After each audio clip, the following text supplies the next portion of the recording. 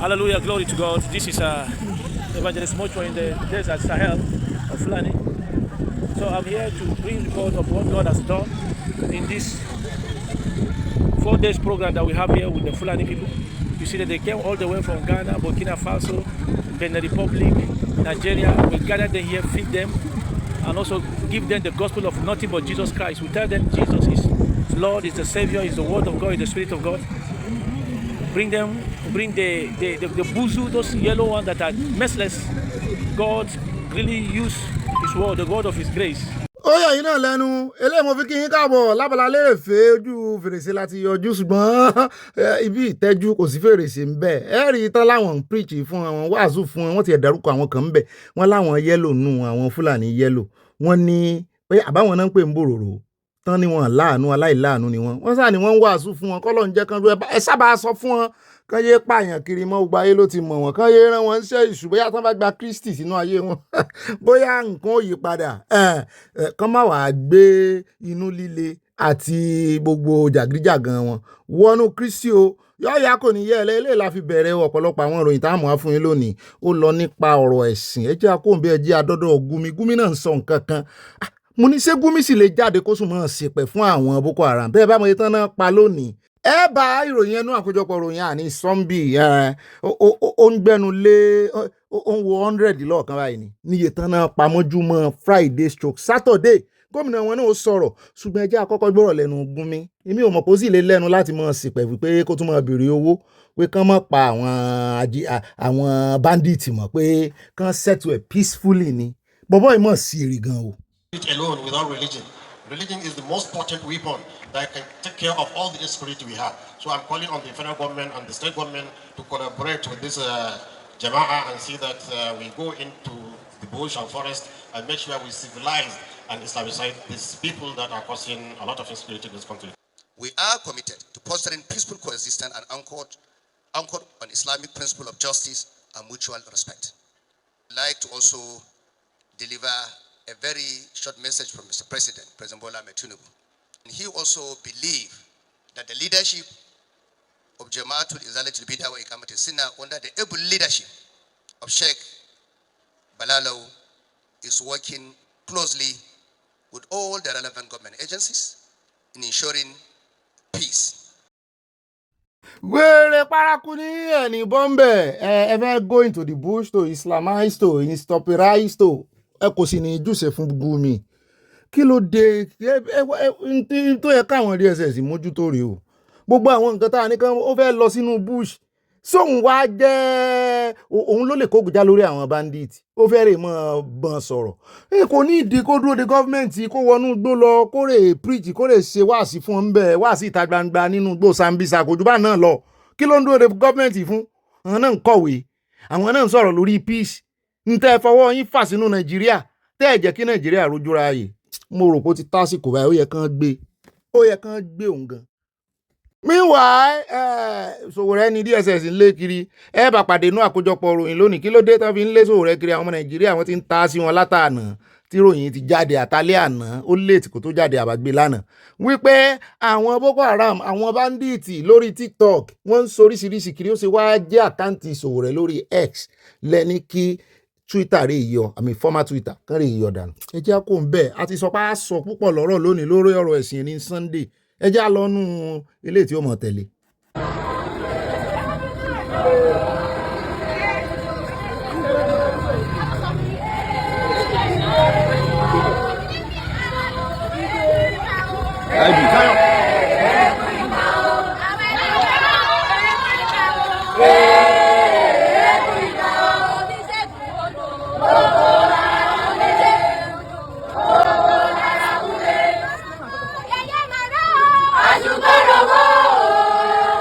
Ìṣẹ̀ṣẹ̀ lágbà ara mi sì ń ṣẹ́gìrì àwọn ọmọ ẹgbẹ́ lèmi náà ni mo ṣe ń gbórin ara mi ń ṣẹ́gìrì ẹ wo kọ́lọ́n ṣàánú wa ibi orísun tiwa rí nǹkan kan yóò kọ̀nẹ́ẹ̀tì náà ni ṣùgbọ́n àwa ti gba Jésù ṣùgbọ́n láíláí sábàdà a lè fọwọ́ sí ìjúwe lé bàbá wa ìṣẹ̀ṣe lágbà mo gbé fóní ìṣẹ̀ṣe o ṣùgbọ́n wọ́n ní kì í ṣe ìṣẹ̀ṣe náà ń ṣe o bó ti ẹ̀ jẹ́ wípé inú àṣà wa àti ìṣe wa náà lò ẹ̀rí bàbá lálùlẹ̀ náà ń bẹ̀ wọ́n ní àwọn ọmọ tíátà Department of Theatre School kan wọ́n náà ni wọ́n ń ṣe kò kárí àlùwàlá wọ́n sì mọ́ sínú orò ilé wọn tí wọ́n bá fẹ́ wọlé nu ẹ jẹ́ kó ń bẹ̀ ọ̀rọ̀ kan náà ń já rìnrìn tí àwọn kan ní káyé pé ọba Ògbómọ̀ṣọ́ ní Imperial Majesty ṣùgbọ́n nígbà tí ọba Ògbómọ̀ṣọ́ dé Aso Rock lọ́dọ̀ olódòdẹ wọ́n fúnra wọn béèrè ẹ̀tọ́ wọn pé àwọn tó ṣe presentation tó introduce àwọn wọn náà ṣe mistake ẹ mọ̀ pé àwọn ní His Royal Highness mọ́ His Imperial Majesty làwọn wọ́n ti fẹ́ dìjà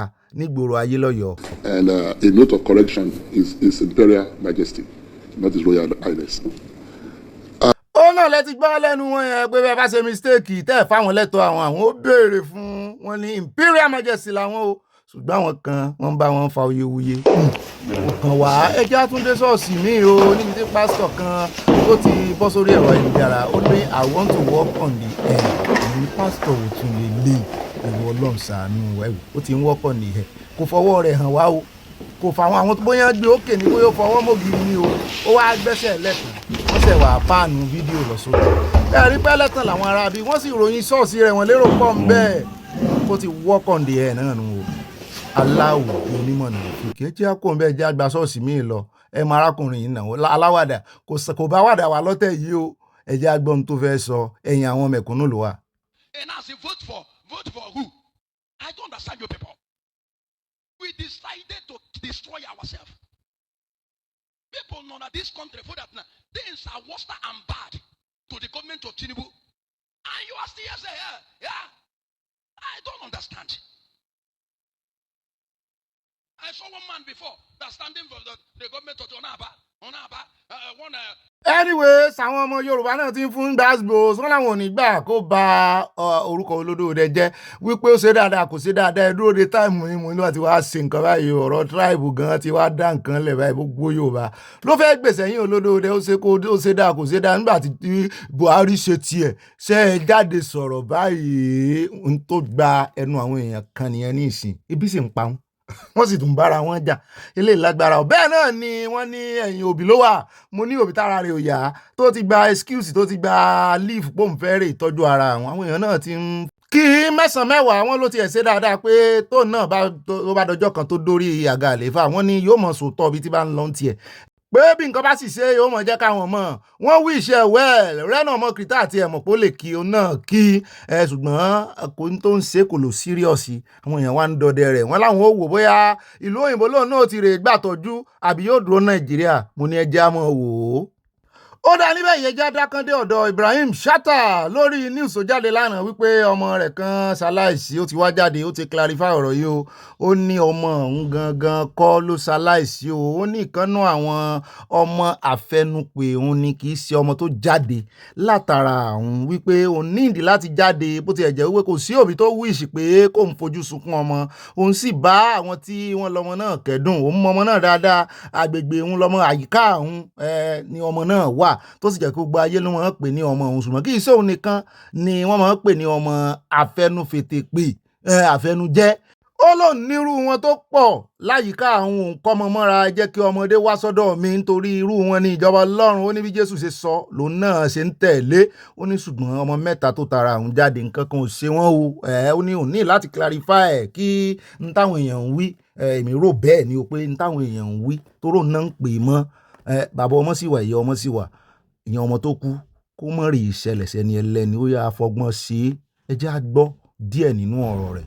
àwọn ọ̀rẹ́ mi then àwọn family àtàwọn fans all over the world mo rí gbogbo àwọn àtẹ̀jíṣẹ́ gbogbo yín mo dẹ̀ rí àwọn tó ń pè àtàwọn tí mi tí máa gbé kọ́ọ̀lù wọn kí wọ́n padà mo dúpẹ́ ní fi àbúrú gbà o but mo fẹ́ ṣe fídíò yìí láti clarify ọmọ tí Ọlọ́run mú sọ́dọ̀ yẹn Mohammed lórúkọ ẹ̀ kì í ṣe ọmọ bíbí inú mi ṣùgbọ́n godson mi ni tẹ́ bá wá ṣàkíyèsí àwọn tó bá ṣàkíyèsí ọkẹ́ àwọn kan náà tún pè mí sí àwọn tó bá tẹ̀ tí máa ní díẹ̀ sàn inú àti máa ní táwọn blogger máa gbé gan tó máa sọ pé ọmọ mi lélẹ́yìn náà mo fẹ́ kọ́ clarify ọmọ mẹ́ta ni Olúwa fún mi Abdulmalik Ahmed àti Awal ọmọ pọ̀ lára mi so mo fẹ́ bí sí tọ́lọ́mbà fún mi sí bọ́dá Ibrahim Shatta lè bá ń bí tèmi èmi ò bí mọ́ ṣùgbọ́n wọ́n mọ̀ bí látara ọmọ torí èèyàn lè stop ọmọ bíbí bó béèyàn bá lóhun òbí wọn mọ́ yóò mọ̀ bí látara àwọn ọmọ ó dáa o abáyín kẹ́dùn o ó sì dùn bọ̀dá yìí gan nítorí wọ́n bá ìyá àtọmọ yìí náà kẹ́dùn ṣùgbọ́n àwọn ni wọ́n ní wọ́n mọ ọmọ yìí mọ́ àwọn kan tó ń ṣàyẹnu sọ wọ́n ní kí lè kò necessary kò jáde mọ́ kí ni ò necessary kò jáde kí ni ò necessary mọ̀ pé ní tó bá ti sọ fáfẹ́fẹ́ wọ́n ti bá òun ni wọ́n ń rí gẹ́gẹ́ bí òbí òun náà ń wíṣì òun ni wọ́n ń bá kẹ́dùn pípọ́ ọmọ rẹ̀ kú kó má lọ ṣẹlẹ̀ ní reality ó dáa mo ṣe jáde yẹn ń tèmi o bẹ́ẹ̀ náà sì ni ó fi hàn nínú ọ̀rọ̀ wọn wípé wọ́n in fact rò pọ́n gan ló bí ọmọ yẹn ni torí ó dùn wọ́n kò sì sábẹ́ amọ̀ tí irú rẹ̀ ò ní dùn ṣùgbọ́n kò ní yálé ìkọ̀kan nù wa o. ẹja sáré dé ibi tí ọwọ́ ti bá arábìnrin kan tó gba ojú wíńdò wọlé tí wọ́n ti mú tán ti ń béèrè ẹjọ́ lọ́wọ́ rẹ̀ kí ló ń wá kiri ibo ló ti ń bọ̀ mo tiẹ̀ ṣe rí gan-an ó jọ bẹ́ẹ̀ ni pé àlàáfíà ò fi gbogbo ara tó rírìn kiri ni ṣùgbọ́n nígbà tán bí léèrè ó ní aṣọ lòun wá àgbọ̀rọ̀ díẹ̀ lẹ́nu rẹ̀ ò ká tó wá sọ̀rọ̀ sí torí wọ́n ń blame ọmọ yìí wọ́n ní bàbá bẹ́ràn wí ká bẹ́ràn wí àwọn tó nílé náà ẹ wo bọ́gláàrì ṣé bọ́gláàrì rè. Yes, sir. Fine, sir. Sir, look at the lady here, sir. Hello, sir.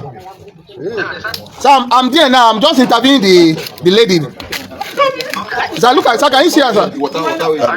She said she wants to come and pick up. That she wants to come and pick up some clothes. What are you doing for a living? What are you doing for a living? So I'm into hook up. Hook up? Yes. You are from which state? From Cross River, sir. Which local government? Yes, sir. Yes, sir. Yes, sir. Okay, did they invite you for hook up here? No. How do you even enter this estate? I entered through the gate. Through the gate? Through the gate? Then how many you come to this side? First of all, as I entered, I wanted entering this last door because as I entered, I saw like the first door was open, but I know that the second door was open, so I now went upstairs. So as Only you? Yes. Have you been invited for a hook up here before in this estate? This is my first time even in this. What's that your name again? Faith. Faith what? Edu. So you follow through this? Where are your parents? My dad is late, but my mom is in the village. What's your age? I'm 24. Have you married before? No. What's your educational background? I have a BSc in banking. Which school? Air Force Institute of Technology, Kaduna. Armed Forces? Air Force Institute of Technology, Kaduna. Afi? Yes. Afi? You graduate from Afi? Yes. And you have a banking this thing? Yes. Do you know anybody around this area? No. On your own, you just enter this place? Yeah. So where is the clothes you have picked so far? I pick this glasses, then the clothes now, the leggings and the sweater. That one I wanted to wear them. Then this one come? This one is eyeglass with Bluetooth. You pick them here too? I carried them inside that cupboard. Okay, before you were caught? No, yes. How were you caught? That Oga came inside there. He saw me hiding inside. Okay. Inside the rubber. Okay. The rubber? Yes. You saw him and you were... Then you wanted to pass through here out too? Normally, I was saying I was going to stay here for some time because if the people that are not... Okay, around. Yes. Okay. Then you can now pass through here or do what? You stay here how long? And I wanted to check if they have like food or anything. Food? Yes. Why did you located this place on your own without anybody knowing you don't know anybody around this area? No, I just like look at the building. As the building is not like it's quiet. Is it your first time of coming here? Yes. So how many times have you done a similar thing like this? In the case of me entering into... How many times have you done a similar in case of I have carried somebody somebody money before. I've carried somebody clothes, but maybe I can pack it from the rope, maybe from that rope side. But I've never... What do you normally do with the clothes? Sometimes I wear it. Even this one, okay, this one is one woman that gave me. But like this trouser now, this trouser I carried it from rope, but this one is one woman that You say you stay where in Abuja? I used to stay in Lagos Street. With who? No, I don't have a house. I used to walk. I don't have things. I just used to like walk around and I get myself involved in like drugs too. Drugs? Yes. So you are doing hook up, drugs, everything? Yes. Hook up, drugs, stealing, burglary, whatever that no, comes this to one is today that I added. Okay, you added this one to your this activities. Yes. Where are your parents? My dad is late, but my mom is in the village in Biase. Biase? Yes. How long have you stayed in Abuja? When I was in Kaduna, one of my friends, Rocha's cousin, started bringing me to Area 11. So from there, I now start going to all these clubs. I now start meeting different classes of men. They introduced me to sniffing of. So when I don't have money to buy, I now you have account? It's my Alawi account, but the only account I have is my Smart Cash account I have often. Where's your phone? My phone, I use it. I had a phone, but I tell phone, but I use it to smoke. Okay. You're welcome. Hello, sir. Ó mà ṣe o, ẹ wo adúrú iṣẹ́ tó nìkan ń ṣe. Látàrí oògùn olóró kò ṣiṣẹ́, ó mú oògùn olóró ń ṣe húkọ́ọ̀pù, ó ń soríṣiríṣi tó ń jalè. Irú wọn pọ̀ o, ẹni ilẹ̀ mọ́ bá oníbàárà o. Ọlọ́run kó ṣàánú àwa abiyamọ o. Ẹ jẹ́ a kó ń bẹ́ẹ̀ jẹ́ a tún dé ọ̀dọ̀ kan tí bàbá mi Oríyọmí tán bi léèrè ọ̀rọ̀ ń bí mu ní yúùtù lélẹ́yìí náà. Ìbílẹ̀ lòun tí ẹ wà ń lò tó fi ń ṣe iṣẹ́ ibi. Abẹ́rẹ́ àwọn kan láàárọ̀ àbí àwọn kan wà ní dùbúlẹ̀ àìsàn báyìí. Èèyàn kan ló wà lórí dùbúlẹ̀ àìsàn. Méjì tó kù ńkọ́? Àárọ̀. Bóun náà ti darọ. Bóun náà ti darọ kíákíá. Ìfagbémi ló sọ wọ́n darọ. Ta ló fún wọn lórúkọ Fágbèmí? Èmi. Kí wọ́n ṣe fún yín? Má ṣe nǹkan kan fún wa. Ọkọ̀ òwúrí kẹ́hìn wọn léwu mọ́ ni. Ẹ sọ̀rọ̀. Má ṣe nǹkan kan fún wa. Kí ló wá dé tẹ́ sọ wọ́n darọ? Ìfagbémi ló ní ká mú ọkọ̀ wọn wá. Kí ló dé tọ́jọ́ pọ̀ wọn lẹ́rí mú lọ? Torí pé àwọn tí mo mọ̀ tẹ́lẹ̀ ni. Kí wọ́n wá ṣe fẹ́ yìí? Má ṣe mi díẹ̀ tẹ́lẹ̀. Ẹsẹ̀ wo wọ́n ṣe fún jọ́sẹ̀ yìí? Báyìí kan ní èmi àti ẹ̀ǹjà sóbìnrin. Àwọn méjì tó kù náà obìnrin náà là ń jà fún. Àwọn mẹ́tẹ̀ẹ̀ta. Abẹ́rẹ́ ẹni tí ń sọ yẹn dàrọ̀ kí ló ń gan fi yàtọ̀ sáárọ̀? Èmi ò dá òtún ẹ o. Oògùn burúkú wọn wà lọ́wọ́ ọrú wọn báyìí o. Nítorí obìnrin. So gbádùn sáà n ò fẹ́ bìlíìfù ọ̀rọ̀ rẹ̀ mo ń rò pé bóyá nǹkan kan rọlù lọ́pọlọ ṣùgbọ́n irú wọn bá ṣe máa ń ṣe nìyẹn o wọ́n lo oògùn burúkú òrùka àlùwò òrùka ẹlẹ́lọ oríṣiríṣi báwọn lórí obìnrin òyà méjì láàárọ̀ ògbé kan sórí ìdùbúlẹ̀ àìsàn bí ẹni pé wọ́n ló ṣẹ̀dá wọn.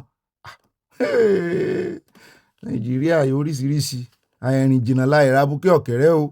Ẹ jẹ́ kó ń bẹ́ o ẹ jẹ́ adẹnu òṣèlú díẹ̀ o bó tẹ̀ jẹ́ wípé gbogbo kátàpínrà inú àkójọpọ̀ ìròyìn láàfin sí Èkìtì rèé àwọn ẹgbẹ́ àwọn ASUU àwọn tíṣà nǹkan nàná kóra wọn jọ náà bá ń kọrin tẹ̀lé Oyèbánjí tó jẹ́ gómìnà wọn mo ní sẹ́gbẹ́ òṣèlú nìyí ni kí ló kan tíṣà pẹ̀lú òṣèlú ẹ̀yin tó yẹ pé à ń gbọ́ pé ẹ̀ ń bẹ̀bẹ̀ owó oṣù ni wọ́n ní rárá wọ́n ló ṣe dáadáa fáwọn àwọn ò kì í ṣe torí ẹgbẹ́ òṣèlú tó wà náà ṣe ń kọrin tẹ̀lé gómìnà àwọn lẹ́kìtì wé pé torí ipò ṣe dáadáa fáwọn ọmọlẹ́yìn ará Èkìtì ẹ̀ bọ́ bí o wọ́n yin Oyèbánjí ní ìsinyìí o Oyèbánjí kan náà kọ́ ni Isaac Fáyọ̀sé wọn tẹnu àbùkù bá wé kò ṣe dáadáa. Common governor is not a noise maker but go to every secondary school we have over 200 secondary schools in Ekiti.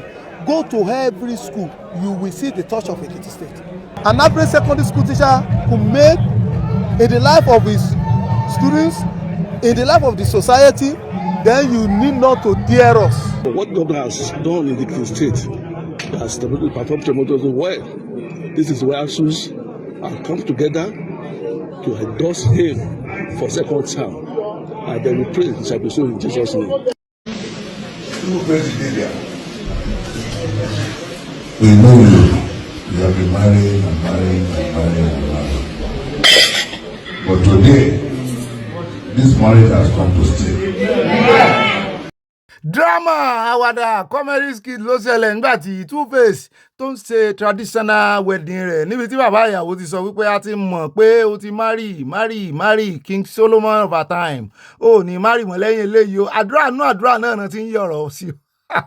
Làwọn èèyàn bá ń bá fẹ́ lójú wípé ìwọ náà lóòótọ́ ni Ọlọ́run ló mọ iye obìnrin tó márì egun obìnrin ní ń jọ ní Two-Face mọ̀ ṣe bẹ́ẹ̀ mọ́ o àṣemọ́ rẹ̀ rèé o ibi tí ó gbé ẹrù rẹ̀ gúnlẹ̀ sí rè last bus stop rẹ̀ lóde yìí ó fọ́ ní ìdí ẹ̀sùn mọ́ òótọ́ ọ̀rọ̀ ni ẹ jẹ́ kó ń bẹ́ẹ̀ a tún ti rí fọ́nrán míì tàtún láwọn ń lọ ìlú èbó Europe wọ́n wá greener pasture ọmọ kékeré tún wà nínú àwọn tán gbé dání bí o arábìnrin kan tó gbọ́ ọmọ kékeré dání mo ní ìwọ Ọlọ́run kí ni gbogbo eléyìí àìmọye ló ti kú o sínú omi tẹ́ ń wò yìí àìmọye náà ló ti kú o àwọn eléyìí kan hold on to kíní táyà kíní túùbù ni o wípé pé àwọn ò rí ship tí ó wà ká wọn kí mọ̀ ṣàwàdà kí mọ̀ ṣeré.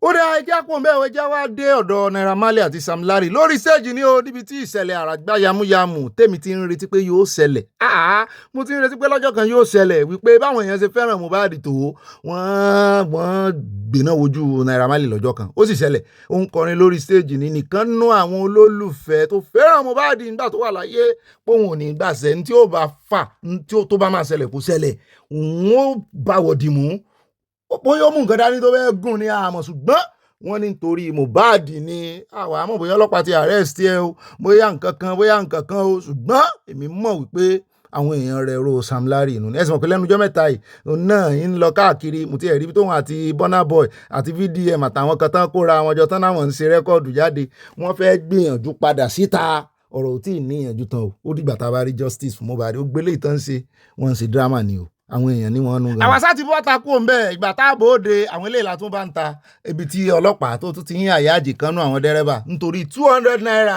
wọn ló ti gbà ní ìdí ìbọn ní mú ní ẹsẹ̀ mójú ẹ̀ ká fi hàn àwọn ọ̀gá wọn ràn wọ́n ń sẹ́yìn bó sì sàwọn náà ràn wọ́n ṣùgbọ́n ọjọ́ ọwọ́ bá ti bà wọ́n mọ̀ deny wọn ni wọ́n sì mọ̀ yọ wọn ṣẹ́ mójú ẹ̀ wá ẹ jẹ́ àwò bọ́n ṣe wọ̀dì mú pẹ̀lú dẹ́rẹ́bà lórí 200 naira. The senior officer. Although you don't have right to spoil everything from motor, you don't have right. If you are not the driver, can you talk like this? If you are not the driver, can you talk like that? You don't have right to spoil anything from motor. Oh, anything that can affect anybody inside motor, you don't need to do it. It's okay, go ahead. The brake, the gas and brake. If you are not the driver. Sorry, go ahead. Leave him, let him stand. Sam, leave him. ààrẹ tún rí mi báyìí inspector general mo ní inspector general inspector police ó ti yàgbẹ́ ara ó tọ̀ sára ó mú nǹkan yó Nigeria police.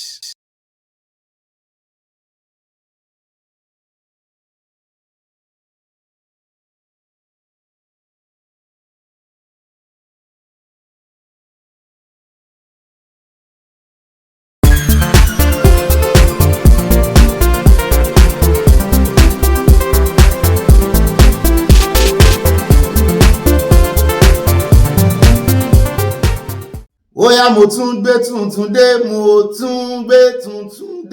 mo gbára mi dé mo gbára mi dé mo tún gbére mi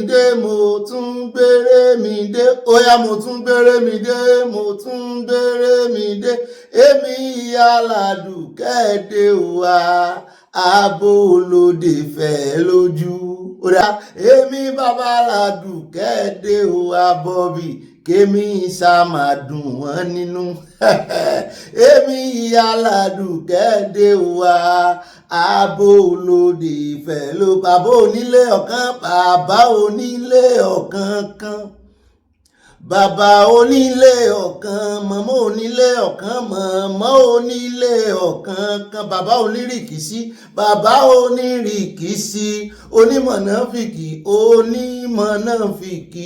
onímọ̀nàfìkì bọ́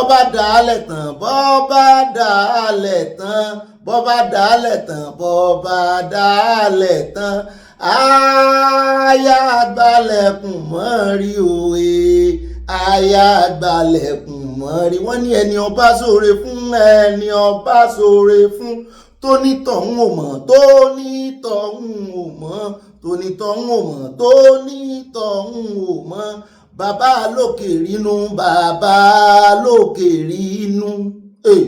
bàbá lókè rínú a ní ẹni ọba ṣoore fún tó bá wá fibi sú ni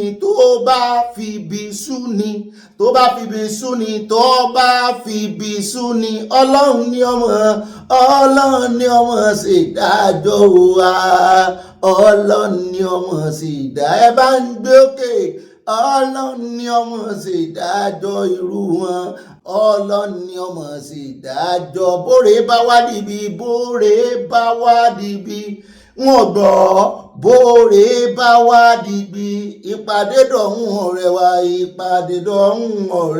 ń bóre ò lè dìbì ìpàdé dọ̀hún ọ̀rẹ́ wa oore ni wọ́n mọ̀ ṣe èmi ò ní ṣe kàláyé wa èmi ò ní ṣe kàláyé. ó dá sóyè dúdú ló wù mí má bá lọ pupa ló wù mí má bá lọ a ní dúdú ló wù mí máa bá lọ pupa ló wù mí máa bá lọ kẹlẹ́dá mi máa fi mí ṣe yẹ̀yẹ́ dúdú ló wù mí máa bá lọ sóyè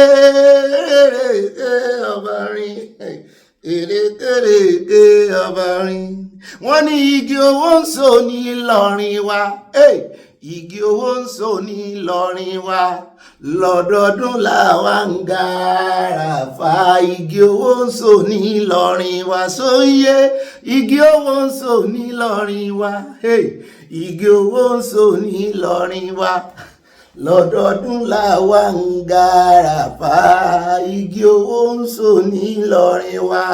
Ìyá Aládùkẹ́ mọ̀mọ́ ìkùnrin ẹ̀ kàn máa gbọ́ yóò máa lọ ṣẹlẹ̀ ń kẹjọ ẹ rò pé bóyá àwọn mọ̀mọ́ yìí bóyá ohun wọn bó ṣe rí normal nìyẹn ẹ̀yin ẹ gbìyànjú kẹ́ ẹ kọ́ ní voice note àbí ní note tán fi kọ́ ní voice note ẹ rí tí mò ń mí hẹ́lẹ́hẹ́lẹ́ àwọn mọ̀mọ́ yìí try láì lọ school orin láì lọ university orin Ìyá Aládùkẹ́ la fi wọlé ọ̀tọ̀ níbà yáwá Bàtílẹ̀ Àlàkẹ́ tá a fi wọlé lánàá Ìyá Aládùkẹ́ la fi wọlé lónìí dúdú ló wù mí máa bá lọ. Ó ní mo fi kí n káàbọ̀ sínú ìròyìn tòní ìpàdé ọlọ́mọlé ọlọ́mọlú ọlọ́mọ orílẹ̀-èdè níbi tọ́mọdé ti mọ ọ̀wẹ̀ tá ti ń bá bàjẹ́ àgbè fọlọ́run ọlọ́run ìbà yín o bẹ́ẹ̀ náà ni ìbà gbogbo ènìyàn ìbà kọ́dá ìbà ṣẹ̀dá ìbà ti ọjọ́ ìbà àti ìwọ̀ oòrùn àṣìbọ̀ ọmọdé àṣìbà àgbàlagbà lọ́kùnrin lóbìnrin lọ́mọdé lágbà àṣìbà yín kí bá ṣẹ́wọ̀. Mo dúpẹ́ lọ́wọ́ yín báyìí tẹ́ ń wá nínú ìdílé aláyọ̀ iwájú mo gẹ̀ fìlà mi sí mo gẹ̀ iwájú ẹ mọ́ ni mo ní gbéraga ò torí fìlà tá a mọ́ gẹ̀ sáì tá a mọ́ fi gẹ̀ ńlẹ̀ Yorùbá gbogbo ẹ̀ ló ní mí ní bá a bá gẹ̀ sí apá àlàáfíà ń bì ó nítumọ̀ bá a bá gẹ̀ sí apá ọ̀tún ó nítumọ̀ irú tànà tí mo gẹ̀ sápá ọ̀tún ìyá mi abíṣe mọ́yìn ti sọ wípé ṣé mo tún wáyàwó ni bí èèyàn bá ti gẹ̀ fìlà sápá ọ̀tún bí n bá ṣe mistake ẹ̀yin bàbá mi wọ́n ní èèyàn wáyàwó fún bàbá gẹ̀ sápá òsì ó ti níyàwó nù wọ́n nílé ti kún pé apá òsì ní kí n gẹ̀ sí mo wá ní ó dáa èmi náà fẹ́ gara wọlé lónìí ni onígbèraga náà máa gẹ̀ iwájú èmi ò nígbèraga ó dùn mọ́ mi báyìí ni ẹ bá ń gbà bẹ́ẹ̀ o. Ó dá o lálàkọ̀kọ́ kí n tó máa mẹ́nu bá àwọn àkórí ìròyìn wa ẹ jẹ́ nǹkan kọ́kọ́ kíra mi ní fẹ́rẹ́ jogi wọn ò ní pẹ́ èmi ní ibà rìn gínìgínní ibà gbé wọn débẹ̀ mi náà ń pè ní ibà sánáwọlé ibà kanjú ọbẹ̀ ń kó wọn ni mọ́ fọwọ́ kàn mọ́ wọn ni mọ́ lo àmà bá mi kan ti ní ti promise mi ní àmà tán lò tí ọ̀gá àwọn tán jogún lọ́dọ̀ ọ̀gá àwọn ní 1984 wọn làwọn òfin ránṣẹ́ sí mi mò ń retí bẹ́ẹ̀ náà ni èmi ní ibà ọ̀pákọ̀kọ̀ àwọn òpin kọ̀ọ̀kọ̀ àwọn sweet 16 torí ẹ̀ mẹ́sẹ̀ ní mọ́ gẹ̀fìlà sápọ̀ ọ̀tún mọ́ wọn ní gẹ̀ sápá àlàáfíà èmi náà ní ibà lọ tààràtààrà tọ́rọ̀ bá ti di ọ̀rọ̀ òtítọ́ àtòdodo torí sàn báyìí láàrin ajé nímú ni pẹ̀kọ̀rọ̀pẹ̀kọ̀rọ̀ ibà á fi wọ́n pa wẹ̀ẹ́dẹ́ ibà fayọ̀ kọ́ tiẹ̀ fayọ̀ pọ̀ tiẹ̀ ibà nù mí dùn ibà yọ̀ mí kún ibà múlòdùn ọlọ́run lójú orí bẹ́ẹ̀ kì í ṣèmi náà ohun ọ̀wọ́n bó ṣe jẹ́ èmi náà ń pè ní ibà àlẹ̀jẹ́lẹ̀ ibà ìpọ̀tẹ́lì gbogbo ń tẹ́ ẹ bá gbọ́ lórí ìkànnì lónìí ọlọ́run ò gbé ìkànnì kalẹ̀ láti fi tàbùkù yẹn kankan bí kò ṣe wípé ká fi mọ́ kọ́ra wa bá a ṣe máa hùwà pàápàá jùlọ ká máa hùwà dé ìgbà tá a gba òmìnira ká mọ̀ hùwà òmìnira lẹ̀. torí ibi sátidé ò bá dára jímọ̀ láti mọ̀ mọ̀ o sunday tí ó bá sì lóyin ládùn sátidé láti mọ̀ nítorí ẹ̀ àti ń hùwà òmìnira lẹ̀ ń tiwa àti ń nífẹ̀ẹ́ ara wa àti ń fi òtítọ́ àti òdodo àfi ń pinlẹ̀ gbogbo tá a bá ń gbé jáde. àwa ìṣe oníròyìn fògànná o àní nítorí pé a fẹ́ wé àwíjàre kí ìtọ́ tán lẹ́nu àwa ìfi rọ́wá òtítọ́ inú wa dùn lóòótọ́ ọlọ́run lójú orí bẹ́ẹ̀ ṣùgbọ́n àní fikùn àní yọkùn bẹ́ẹ̀ wá bá ń fòtélẹ̀ ẹ bá ń fọbalẹ̀ ẹ bá ń stamp ẹ pè mí ní ibà kéde fóòdùà nation fún Yorùbá nation gbogbo ẹ̀ náà ní ìjàlódé tó rìn dòwe ká tó wá mọ́ lọ amúròyìn kan wá fún yín lánàá nípa St Kitts and Nevis tán sọ pé Nàìjíríà ti wá ní visa free síbẹ̀ ní ìsìn bẹ́ẹ̀ ni bàbá mi kan Jesus is Lord wọ́n pàkíyèsí wa sí pé wọ́n ní kò sí free flight títí wa òun ní ìjà yín sí ni o update ẹ̀ wá láti June 5 ní earpiece náà ti ń gbé àwọn èèyàn lọ láti Nàìjíríà ẹ̀bẹ̀ làwọn èèyàn wá ń bẹ̀ pé káwọn ọmọ Ìgbò àtàwọn ọmọ Yorùbá àtàwọn Haúsá àti ẹ̀sìn Yorùbá travel pé káwọn mọ̀ rí ìbàbẹ̀ jẹ́ o káwọn náà build kìíní kán jẹ́ kán ti ẹ̀ ráwọn lọ́tún ní ìsìn tó tún ti fẹ́ tún passport Nàìjíríà kán fẹ́ tún print àwa náà ó jẹ láàrú orí yẹn bá àti ìròyìn àti ipò mbẹ́ àbí á jẹ láàrú orí yẹn torí ẹ̀lẹ́mí ò ṣe é sọ pé kí ti Nàìjíríà bàjẹ́ ń ìṣépè fún Nàìjíríà ṣùgbọ́n wọn ò kàn gbàdúrà fún wọn ni àdúrà mi mo ti ń taari ẹ̀ sínú Yorùbá nation ó sì ń kan Nàìjíríà náà torí bá fẹ́ akangi ògo lára bàbá ń gbàdúrà fún Yorùbá nation inú Nàìjíríà ní Yorùbá nation wá owó tá à ń fi ránṣẹ́ sínú àwọn èèyàn lọ́dọ̀ àwọn èèyàn wa ńlẹ̀ Yorùbá èmi ò kú fowó ránṣẹ́ sáwúsá rí Ìgbò sì rèé wọn ò ní Ìgbò mélòó mu ní lọ́rẹ̀ẹ́ bóyá Kàlàbá àwọn èèyàn wọn a lè sọyún ṣùgbọ́n ọmọ Yorùbá gangan ọ̀pọ̀lọpọ̀ àtàjẹ́ Yorùbá inú àpò òṣùra Yorùbá lọ́dọ̀ àwọn ẹbí wa tó jẹ́ Yorùbá lówó wa ń lọ. A sì sọ̀rọ̀ púpọ̀ lórí ọ̀rọ̀ tax yóò bá àwa táwa diaspora náà o tax náà fẹ́ bẹ̀rẹ̀ ní 2026 ṣùgbọ́n ká tó débẹ̀ nínú àkórí ìròyìn nìyẹn wà á mẹ́nubà ní ìsìn gbogbo ilé ìtẹ́rí lábala lérè fèé ayọ̀jú lójú fèrèsé ni ó sì ti di àfihàn tègún fi sọ ṣùgbọ́n ṣe rí lórí ọ̀rọ̀ ti St. Kitts and Nevis ìlú kékeré ní ìlú tó kéré wọ́n lè yọ mẹ́wàá rẹ̀ lára Èkó bàbá mi Adébẹ̀rọ̀ Kẹ́hìndé wá ń pa kíìsì wá sí ẹ bá pàdé nínú abala comment section pé 48,000 people 47,000 and something ni wọ́n orílẹ̀-èdè sí ni wọ́n recognize wọn Caribbean náà wà páálí wọn ó láwọn ibìkan tó náà wọ̀ ní Europe ní Amẹ́ríkà gan ní continent Amẹ́ríkà ó láwọn ibìkan tí páálí wọn wọ̀ visa free sórí ọ̀fẹ́ ni ó jẹ́ fọ́mọ Nàìjíríà ẹ má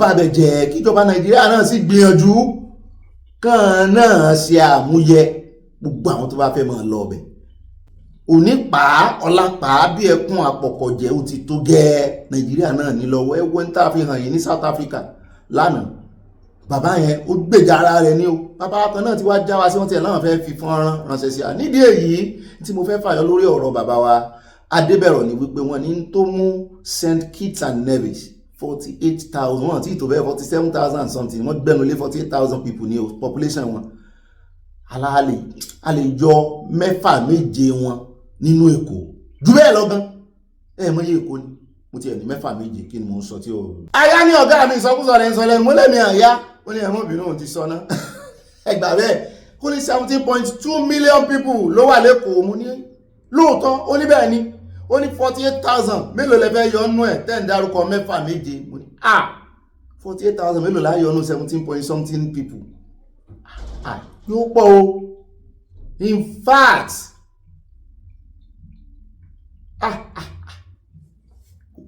àwọn sì dá dúró gẹ́gẹ́ bí kíní Nàìjíríà odidi Nàìjíríà wá ń celebrate wọn alẹ́kọ̀ọ́ gan ti tó dá dúró gẹ́gẹ́ bí orílẹ̀-èdè Èkó má ṣe lára wa o àwọn celebrate 48,000 people pa ní visa free lọ́ọ̀bẹ̀ kò sí nǹkan téèyàn celebrate kò tó nǹkan téèyàn celebrate Ọlọ́run kò tó nǹkan téèyàn celebrate àṣẹ wọ́n ti kọ́ lẹ́yìn ẹ̀yin bàbá wa yìí àti ẹ̀fẹ́ káwọn ọba ìkan lọ ọbẹ̀ kan lọ yẹbẹ̀ wò pé àwọn tí ò tó yín rèé o tó bá gbé odidi Ọ̀yọ́ state gan kalẹ̀ mọ iye St. Kitts and Nevis tán máa yọnú ẹ̀ ṣé bẹ́ẹ̀ làwọn ọmọ Nàìjíríà tó máa sá lọ ní ìsìn tán ní ìlú bẹ̀ pa tó bá gbé odidi ó ti ẹ̀fẹ̀ kó lè ẹ̀fọ̀ yọ̀ọ́lẹ̀ káti ẹ̀ mú Ọ̀ṣun kí ni population Ọ̀ṣun kò fẹ́ sí state ilẹ̀ Yorùbá tí ò ju St.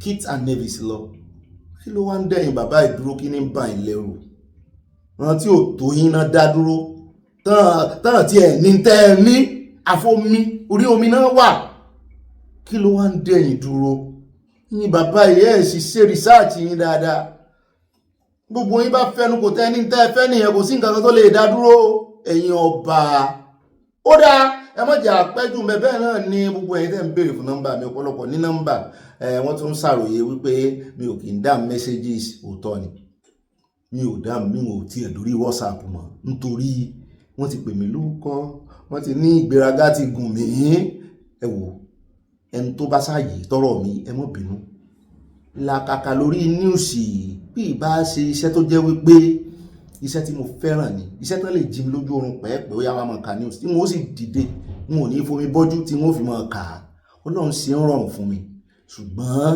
ẹ jọ̀ọ́ mo láti ní personal time tèmi náà mo sì ń ṣiṣẹ́ nígbà bá sì yọ 8 hours lórí iṣẹ́ tí mo ń ṣe tá a tún yọ another bíi 6 hours mo ń lò jù bẹ́ẹ̀ lọ lórí news bí ìbá ṣe pé mo léèyàn ká méjì táwọn náà ń bá mi kóléètì ní òsìpọ̀ tí ń bá kàn dé kí n bọ́ wájú kámẹ́rà ni ìgbà míì mo lè mọ ìwẹ̀ láti fi iṣẹ́ gan tí mo ti bọ́ síjú wájú kínní ìsì mọ́ gùn mí ni bí n bá ti dé bí n bá ti wá kà tán báyìí bí kó oorun dé níbi tí ẹ bá ń géṣẹ́ bá ti ń gé iṣẹ́ lọ bí ìbálẹ̀ ti ń géṣẹ́ inú ẹ̀ náà ni má tún ti wá wáyé lórí YouTube pé kọ́mẹ̀ntì àwọn èèyàn mi á ń láti fún wọn ní abala tí wọ́n jọ̀ọ́ fi èdè nú lórí WhatsApp mọ̀ wọ́n pé mo ti ṣẹ̀yìn lórí WhatsApp fún ọ̀rẹ́ ààyè tí ìgbà kan mẹ́sẹ̀ wọ́n sọ fún mi pé Ọ̀gbẹ́ni Bobby káre òun nìkan ní mo gbé kọ́ lórí WhatsApp ṣùgbọ́n ní ìsìn wọn ti ń bú mi wọ́n ní ó ti ń jọra rẹ̀ lójú mo jọra mi lójú.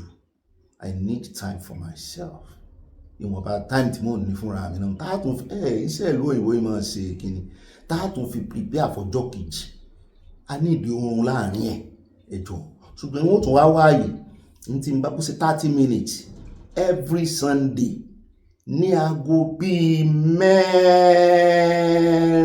ìrọ́ wọn ti jẹun promise tí mo lè ṣe every Sunday níbi aago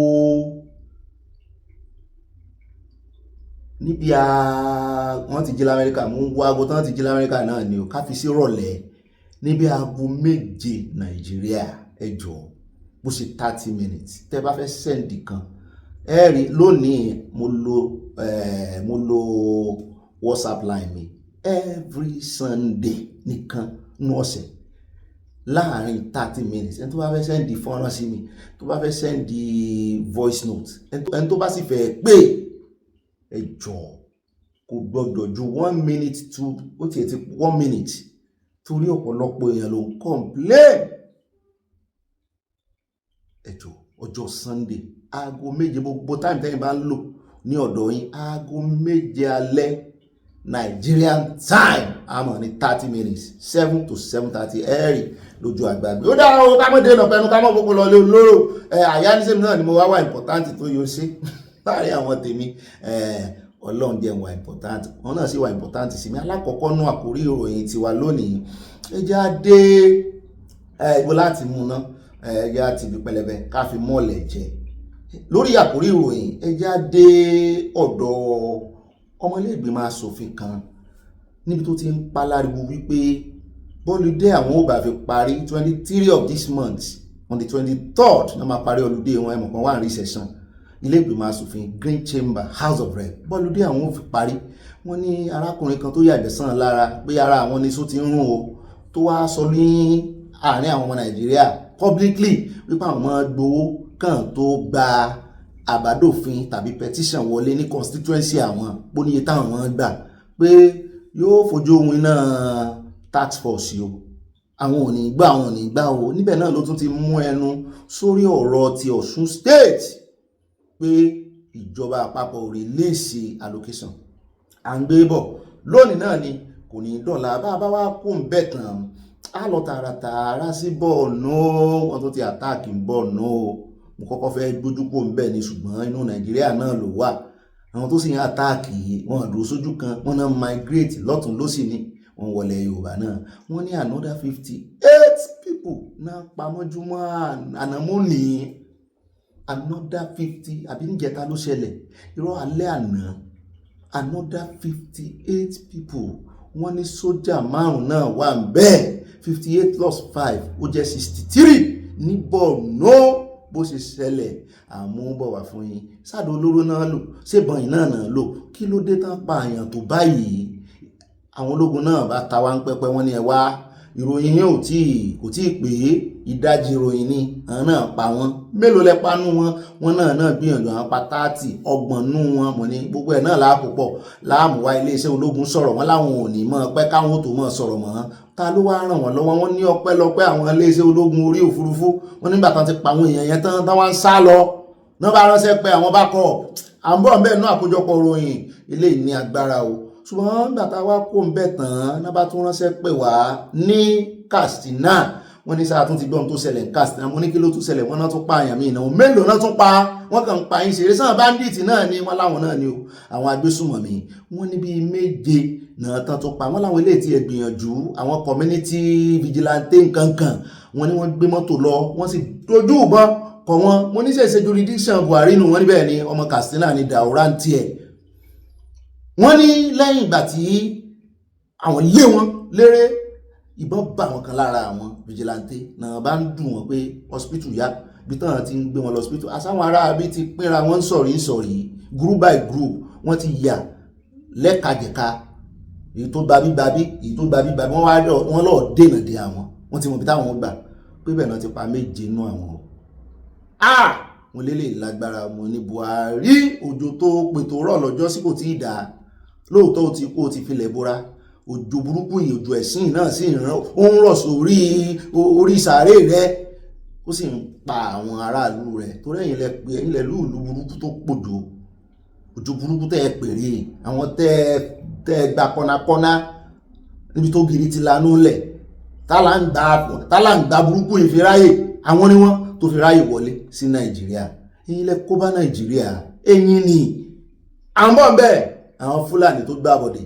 láàrin àwọn Haúsá ò ní nǹkan kan tó fẹ́ ṣe mọ́ ti sú wọn wọ́n sì ní gbogbo àwọn tí ń pe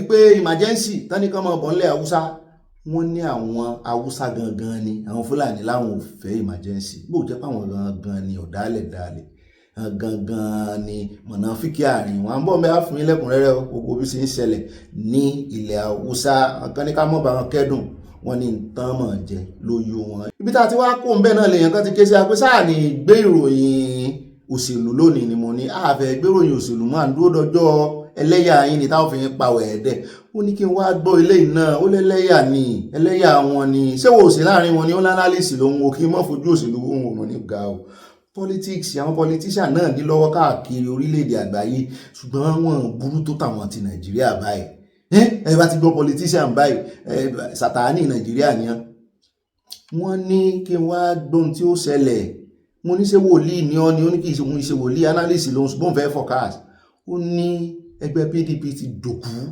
kọ́ọ̀tì Wike mú ní gbogbo àná lámọ̀ ṣé n tó fẹ́ forecast nù kò ní ìdí wòlíì ó ní kì í ṣe yẹn nìkan ó ní presidential ticket tí àwọn ẹgbẹ́ PDP bọ̀dà Ṣèyí Mákindé àtàwọn akẹgbẹ́ wọn yòókù tán ti gàlégàlé tán ní ìṣẹ̀dá káwọn pé Jonathan tàbí kí Peter Obi kó padà wá wọn náà ń tara wọn ní wọ́n ní ṣe mo gbọ́ pé eléyìí tó fẹ́ jẹ governorship candidate lẹ́kọ̀ọ́ mo ní ṣe ìsọmọ Ìgbò yẹn wọ́n ní kì í sọmọ Ìgbò ọmọ Yorùbá ni ṣùgbọ́n Ìgbò lòun ẹ̀jẹ̀ Ìgbò lòun jù lára rẹ̀ wọ́n kò tiẹ̀ ní sọ Yorùbá gan mo ní Gbádégẹṣin fífọ́ àbí road wọ́n ní bẹ́ẹ̀ ni wọ́n ní bàbá rẹ̀ lọ́mọ Èkó wọ́n ní ṣùgbọ́n kò sí bí ọmọ Èkó bí ọmọ àìrí mo ní ẹ̀mọ́ sọ bẹ́ẹ̀ mọ́ wọ́n ní lóòótọ́ ni wọ́n ní ìjà pé àwọn ọmọ Ìgbò wọn ti ẹ̀fẹ́ wọn lẹ́kọ̀ọ́ mọ́ yẹn wọ́n ní yóò kó bá gan ni òun náà ti wá catapult ó ti dìfẹ́ẹ̀tì sínú ẹgbẹ́ ADC à ń bọ̀ ń bẹ̀ kì í ṣe APC o ADC coalition à ń bọ̀ ń bẹ̀ nù ìròyìn Sánáwọlé ṣùgbọ́n lórí ọ̀rọ̀ ti Wike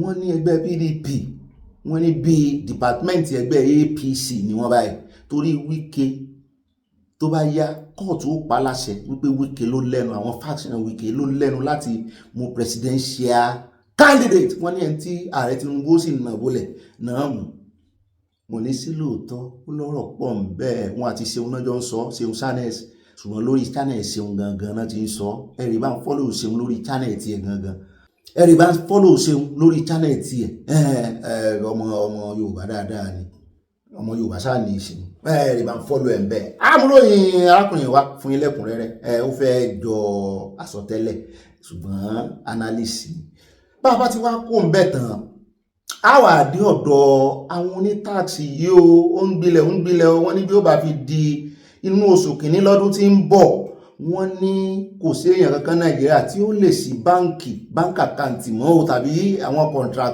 kọ̀ǹgílátọ̀ tí ó lè gba iṣẹ́ láì ní tax identification number mo ní ṣé kò kan àwa táwa ní diaspora wọn ló kàn wá kí ló fi kàn wá wọn lágbò náà ni àgbọ̀dún léyà tí wọ́n kàn yàn mú lára wọn náà kàn pa wọ́n ní owó là ń fi ránṣẹ́ lé wọ́n ní ṣe mọ̀ pé international diaspora BVN ti wà ó lè mi ìmọ̀ tí ń jẹ́ bẹ́ẹ̀ o BVN ní local mi ń lò ó sì ń ṣiṣẹ́ òun náà ní báǹkì mi sì ń gbé jáde wọ́n ní kí n jẹ́ lọ transport sí BVN diaspora mo ní kí ló dé wọ́n ní torí wípé a tó máa ṣàlàyé bówó ṣe ń wọlé sínú àkáǹtì ọgbà àwọn tí wọ́n ń dọ̀mpù bó ṣe dọ́là ni bó ṣe euro ni bó ṣe pound ni tẹ́ ẹ máa ń dọ̀mpù ẹ̀ sínú àkáǹtì yín lé mo níbo ló ti gbọ́ àyà ó ní èrò ọkàn òun ni ó lóun kàn ń rò ní ó ní ìjọba ò sọ bẹ́ẹ̀ ó ní ṣùgbọ́n tí ó ṣẹlẹ̀ nù ó ní ẹnu tíjọba sọ náà ni wípé ẹni tí ó bá open bank account ní ìsìn yóò ní TIN àwọn táwa ní diaspora sáà ní ìdí ẹni ó ní òun ó sọ tíjọba sọ òun ó sì ṣàlàyé tí ọkàn òun náà ń sọ ẹgbọ́ sẹ́fẹ́ gbọ́ tí ọkàn àyà náà ń sọ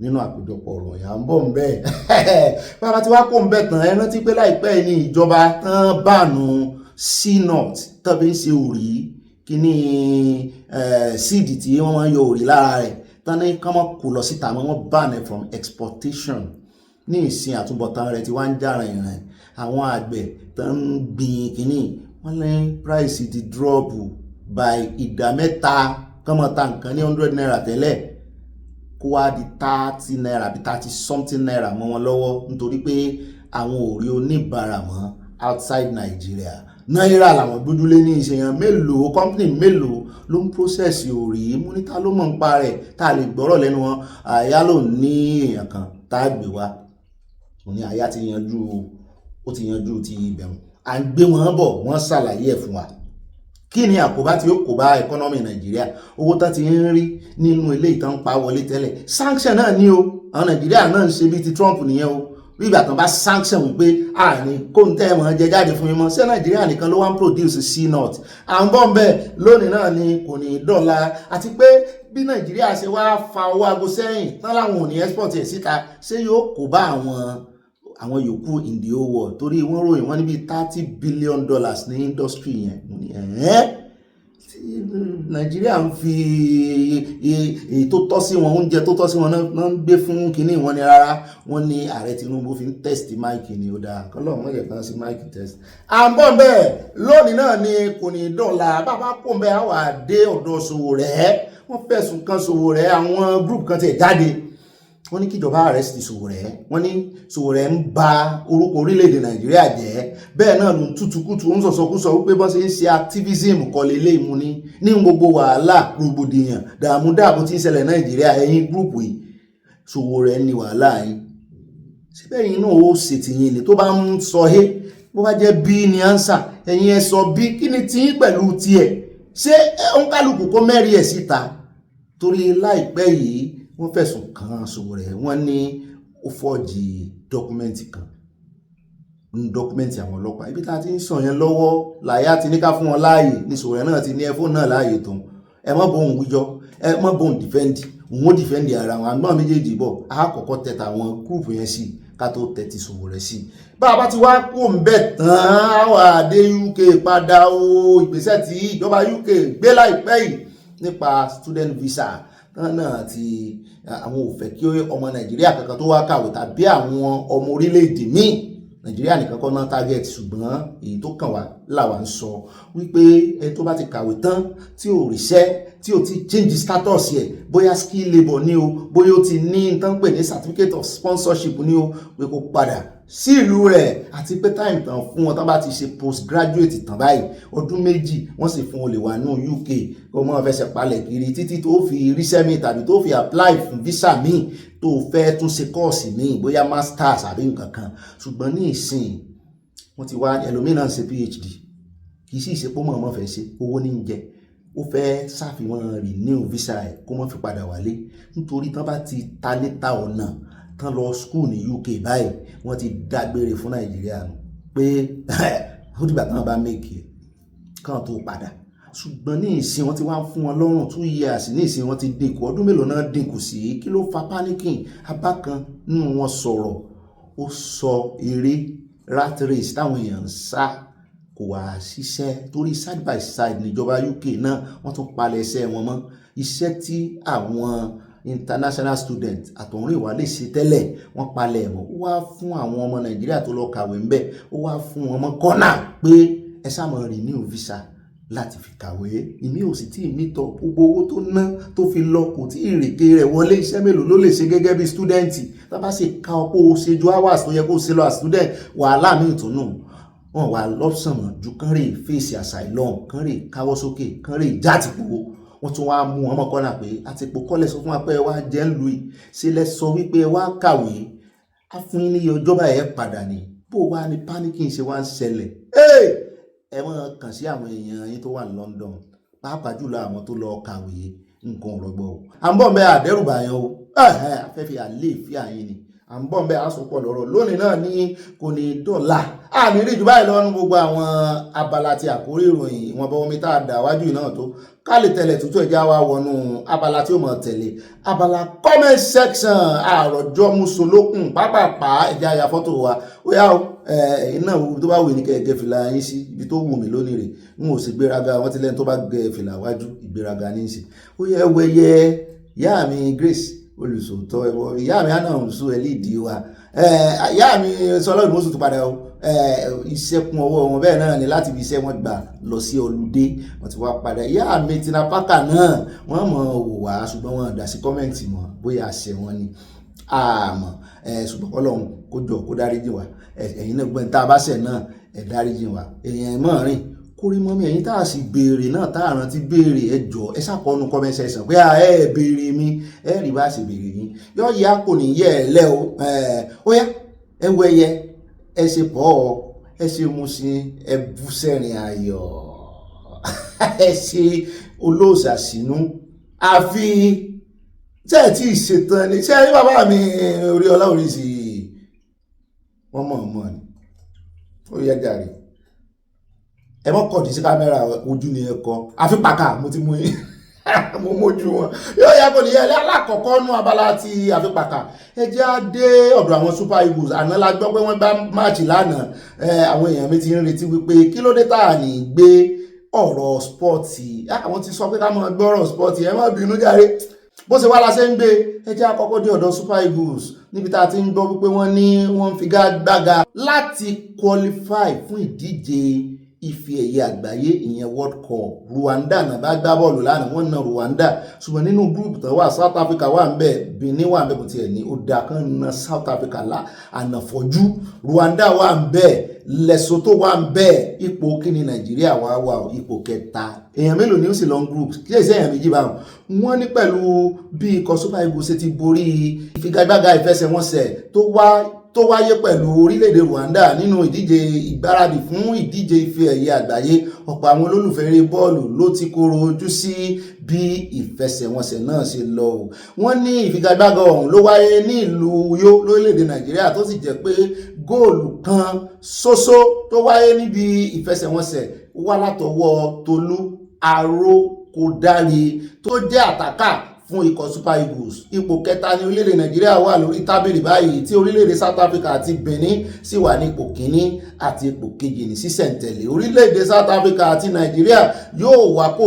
lọ́jọ́ ìṣẹ́gun ọjọ́ kẹsàn-án oṣù kẹsàn-án ọdún 2025 nílùú South Africa tí orílẹ̀-èdè Nàìjíríà bá borí ìfẹsẹ̀wọnsẹ̀ pẹ̀lú South Africa ìgbàgbọ́ sì jẹyọ bóyá wọ́n á sì ní àǹfààní láti lọ fún ìdíje ife ẹ̀yẹ àgbáyé tó ń bọ̀ ní báyìí àmì ayò 10 ní Nàìjíríà ní South Africa sì ní 16 sí 10 ó jìnnà bẹ́ẹ̀ náà ni ìfẹsẹ̀wọnsẹ̀ 3 ló kù báyìí láti mọ̀ bóyá ikọ̀ Super Eagles yóò kópa nínú ìdíje ife ẹ̀yẹ àgbáyé eléyìí lágbára wọn lẹ́mọ̀ ìgbàdúrà fún Nàìjíríà ẹjá kò ń bẹ ẹlẹ́ẹ̀kejì ń bẹ.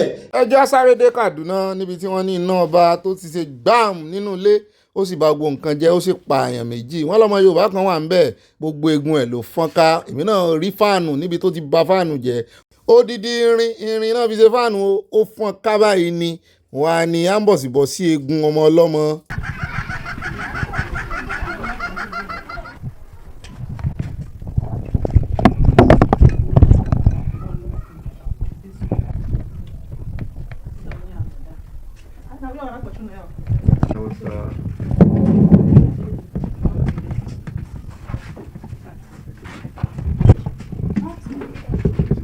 All of us, we have finished eating. My children, they have already gone to bed.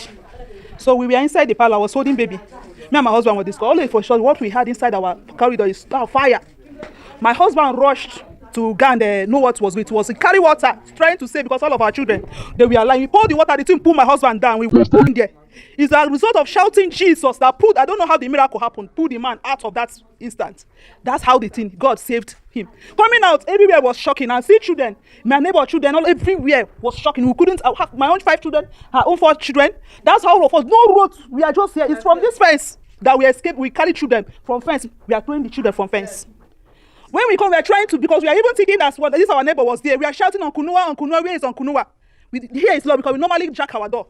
We don't know that Kunua went to. We try by all means to rescue this one, but there is no means of rescuing the house. That's how everything, but nothing was removed.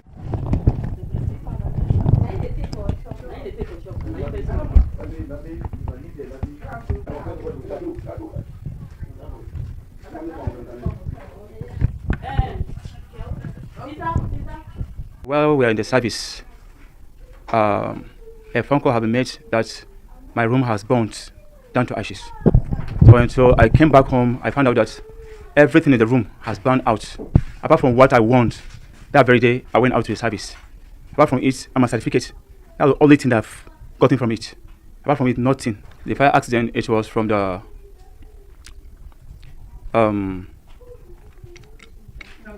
electricity.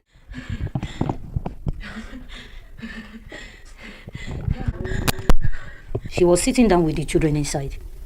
So the boy just finished eating according to her. So he asked him to go and bath because he has just coming back from work. So the next thing is just here, pa! I think the way the lights come is because it was immediately.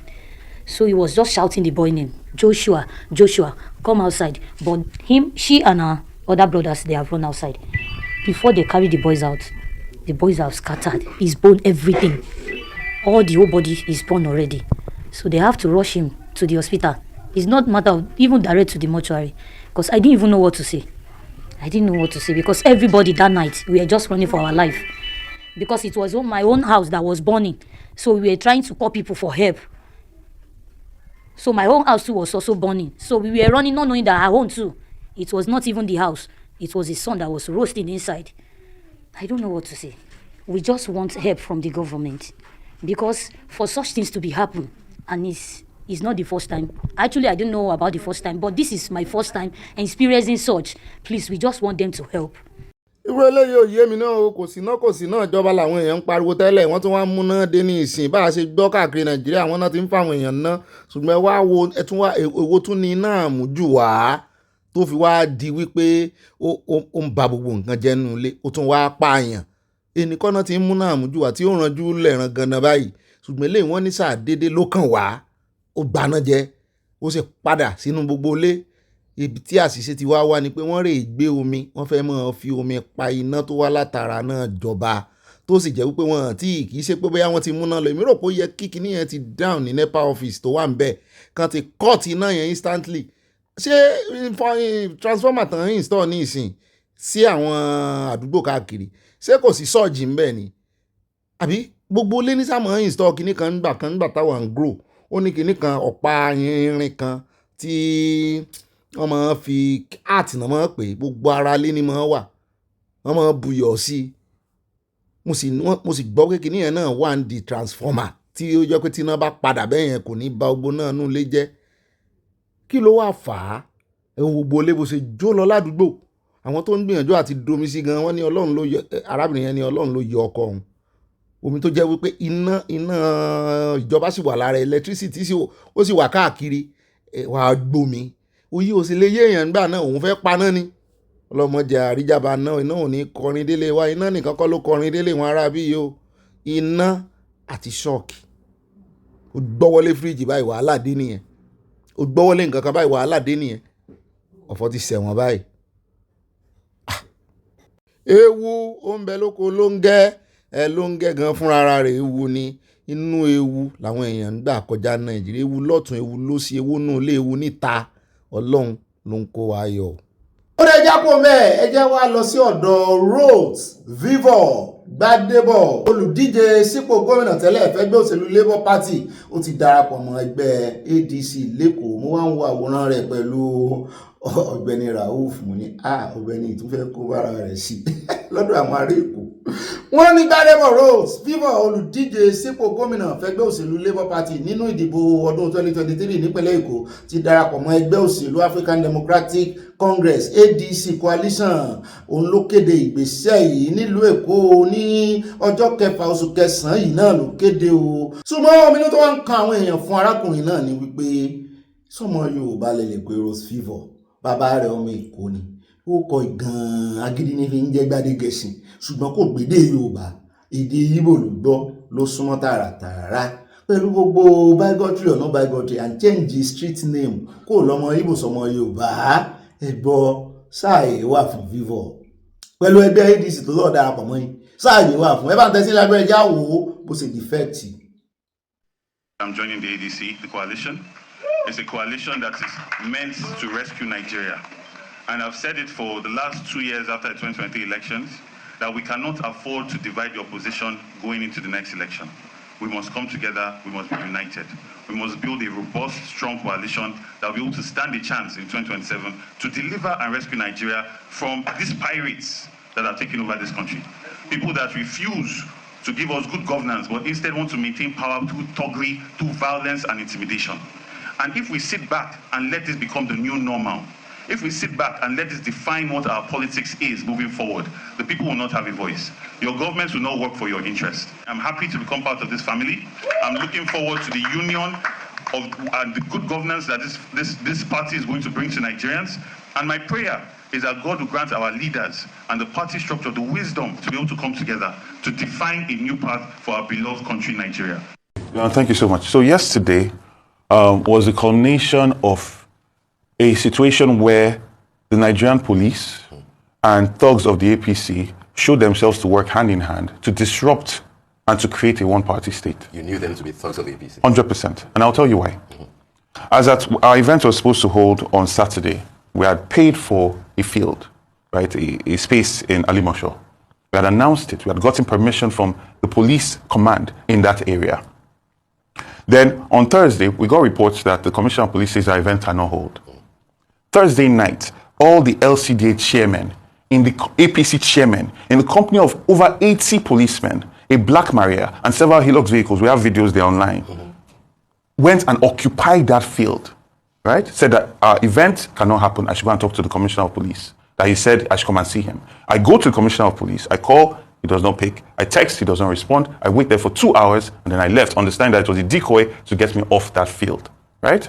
Now, on the Saturday, APC holds a rally on a field I paid for without any written explanation from the Commissioner of Police why I cannot have my event there. While APC held its own rally on that field, we have videos. This is not hearsay. There are videos there online. Which field was this? Lion Field in Alimosho. APC held its event there. They cordoned off all the roads and the police protected the APC. You paid to the local I paid to the people in charge, the CDA in charge of it, right? Okay. We accepted that. We made alternative plans. 4 alternative plans. Wow. We had a hall where we're going to do our formation, which we did successfully. And we had a field that our people were supposed to go to for our meeting, right? That was kept secret because we suspected this kind of thing were to happen, because there's no reason why the local government chairman in the company of so many policemen will go and harass the CDA that why should they rent out a field to us, that this event cannot happen here. Now, our people have successfully started going to the other field, right? The DPO of that area came and saw them, went in, asked questions, came out, made calls, and shortly after, a whole team of police came there, opened the gate, stood back, and then let the thugs in. Again, we have videos of all of this. So you see a situation where the police yesterday superintended attack of property, violence. My own sister was rushed to the hospital. My blood sister, the director of RV Foundation that was there to do our healthcare outreach, was rushed to the hospital and was stitched on her head. Wow. My aide had a concussion. He's bleeding from his ears. Wow. Right? The police were there and superintended the destruction of all these buses. In Nigeria, as hard as it is today, think about how much it's going to cost to repair all these buses. I can see things that look like bullet holes. Were they shooting? They were shooting in the venue. The police shot. But I cannot say that. I think those were stones that destroyed those buses. Those were stones. ṣùgbọ́n èèyàn mi eléyìí kù díẹ̀ káàtó lóòótọ́ tó bá jẹ́ gbogbo ọ̀nà tí ẹgbẹ́ APC fẹ́ mọ̀ lò rèé a sì ń sọ̀rọ̀ tọ́ọ̀gì lẹ́nu ọjọ́ mẹ́ta ìtàn náà ń ṣe amnesty fún wọn nílẹ̀ Haúsá ṣé tọ́ọ̀gì tí wọ́n ti sọ Èkó lórúkọ tẹ́lẹ̀ eléyìí kù díẹ̀ káàtó náà kí ló dé kóníkálùkù ṣe ẹgbẹ́ rẹ̀ jẹ́jẹ́ ń bá wùlò lè defect kí wàá ní ọlọ́pàá náà tó tún wá ń sílẹ̀kùn fólè tẹ́ ń lo ẹgbẹ́ tẹ́ ń lo tọ́ọ̀gì ọlọ́pàá tó yẹ kó dáàbò bá aráàlú ilé ìlágbára o. ó lè jápò bẹ́ẹ̀ náà ló wá dífá fún Ọ̀gbẹ́ni El-Rufai nínú ẹgbẹ́ ADC tó náà rìnrìn àjò lọ sí ìpínlẹ̀ Imo bó tẹ̀ jẹ́ wípé wọ́n ti fòfin dè é ní ìpínlẹ̀ Kaduna wọ́n sì ti ń fáìtì ẹ̀ kó wá ro tẹnu rẹ̀ ṣùgbọ́n èyí ò dá dúró láti lọ sí ìpínlẹ̀ Imo gangan ló lọ láti lọ bá àwọn akẹgbẹ́ rẹ̀ tàn jẹ́ ọmọ ẹgbẹ́ kan náà ADC coalition láti lọ bá wọn ṣe ìfilọ́lẹ̀ ẹgbẹ́ àti àwọn tí wọ́n fẹ́ di ilé mú bẹ̀ ṣùgbọ́n kété táwọn ọmọ Imo gbọ́pọ̀ ń bọ̀ náà ti dènà dé náà kó bánà náà kó síta wípé àwọn ò fẹ́ El-Rufai mú ní kí ló dé ẹbọ ọmọ Nàìjíríà ní ibi tó bá wù ló lè rìn sí wọ́n ní kí wọ́n á gbọ́n tó ṣe kó tó di táìmù yìí wọ́n ní kó tiẹ̀ tó di 2023 lóní tó ti ń sọ àwọn àlùfàǹsà sàn ọmọ Ìgbò wọ́n nígbà kan wọ́n ní El-Rufai jáde wọ́n ló ìsọ́ọ̀tì Jésù Kristi Olúwa wa ó sì ti mọ̀ pé Kristẹni ló pọ̀jù náà ọmọ Ìgbò ó ní àwọn Kristẹni wọn àráyé wa wọ́n ló tún promise wípé òun fẹ́ gbẹ̀san allegedly lórí ọmọ Fúlàní kan darandaran tán pa ní July 15 2012 mo lẹ́ẹ̀kì ń gbàgbé nǹkan ni wọ́n ní bẹ́ẹ̀ náà ló tún àkíyèsí àwọn Kristẹni wípé àwọn náà wà lẹ́yìn Boko Haram wọn ní àṣejù nírun àyà ó kọjá ààyè rẹ̀ ń bẹ̀ wọ́n lóhun tán sì ń fẹ̀sùn kàn wípé ó wà lára àwọn tí ń ṣagbátẹrù ó jẹ́ kan náà bàbá àṣàlẹ̀ wọ́n ló ní àwọn náà ń fún Islam ní bad name ẹgbọ́ ṣé Kristẹni làwọn tí ń ṣe sàlá àlewàsálà tí ń ṣe Allahu Akbar tán ń dúró èèyàn lọ́rùn bí ẹran ó sì dùn mọ́ wọn lẹ́nu bọ́ sí ń pè bọ́ bá ní wọ́n á kéwú débì kan ní ìsìn ó níbi èyí tí mo gbọ́ ládùúgbò tán bá ń pè wọn nìkan ni mo mọ̀ èyí tí mo lọ nígbà tí mo wà kékeré lé kí ó ti sá lọ mo ti fi jẹ iléyá ó láwọn Kristẹni ló wà ń di Boko Haram ó sọ̀rọ̀ yìí September 8 2014 mo lẹ́ẹ̀tún kọ déètì ẹlẹ́ wọ́n ní bẹ́ẹ̀ náà ló tún dún kòkò láti rán àwọn foreigners àwọn foreign observer láti wá fi wọ́n ṣe body bags wọn náà pàpàrọ̀ wọn wá náà sure wọ́n ló ti wá change ní ìsìn wọ́n ní bẹ́ẹ̀ náà òkú kan wọ́n ní Anglican Bishop of Zaria Abiodun Ogunyemi wọ́n ló rán lọ sí court pé ó defame òun pé ó sì fìyà jẹni ẹlẹ́ni láìròtì ó wá ń bọ̀ ní ìpínlẹ̀ àwọn ní ìsìn kí ló fẹ́ wá ṣe ẹ jẹ́ àkọ́kọ́ wo ibi tí wọ́n ti fi bánà tán fi pàdé rẹ̀ tán pariwo lé lórí ká tó wá wo ibi tóun náà ti darapọ̀ máwọn tiẹ̀ náà ní òjijì rẹ̀ ní hàn tiẹ̀ tó sọ́ọ̀lẹ̀ lọ́jọ́sí ọ̀rọ̀ mọ́ ṣáájú èèyàn síwájú ìrìn àjò ni ọ̀rọ̀ rẹ̀ ṣáájú rẹ̀ dé Imo wọ́n wá rán létí ọ̀rọ̀ rẹ̀ ó ti jàgbẹ́ tó ti gbàgbé ó yà àgbẹ̀ kó nù òdì ṣùgbọ́n kò ní sáǹfààní ọwọ́ àwọn tó kò ní rùn ẹ bá ń tẹ̀sílẹ̀ agbára. Ogbeni lecture series to protest against his invitation as a speaker. The protesters, carrying placards and chanting solidarity songs, described El-Rufai as an enemy of the Igbo people. They accused him of implementing policies during his tenure as Kaduna governor that led to the suffering and death of innocent Christians, insisting he had no moral right to be honored with a platform in the southeast. The group vowed to prevent him and his entourage from gaining access to the cathedral.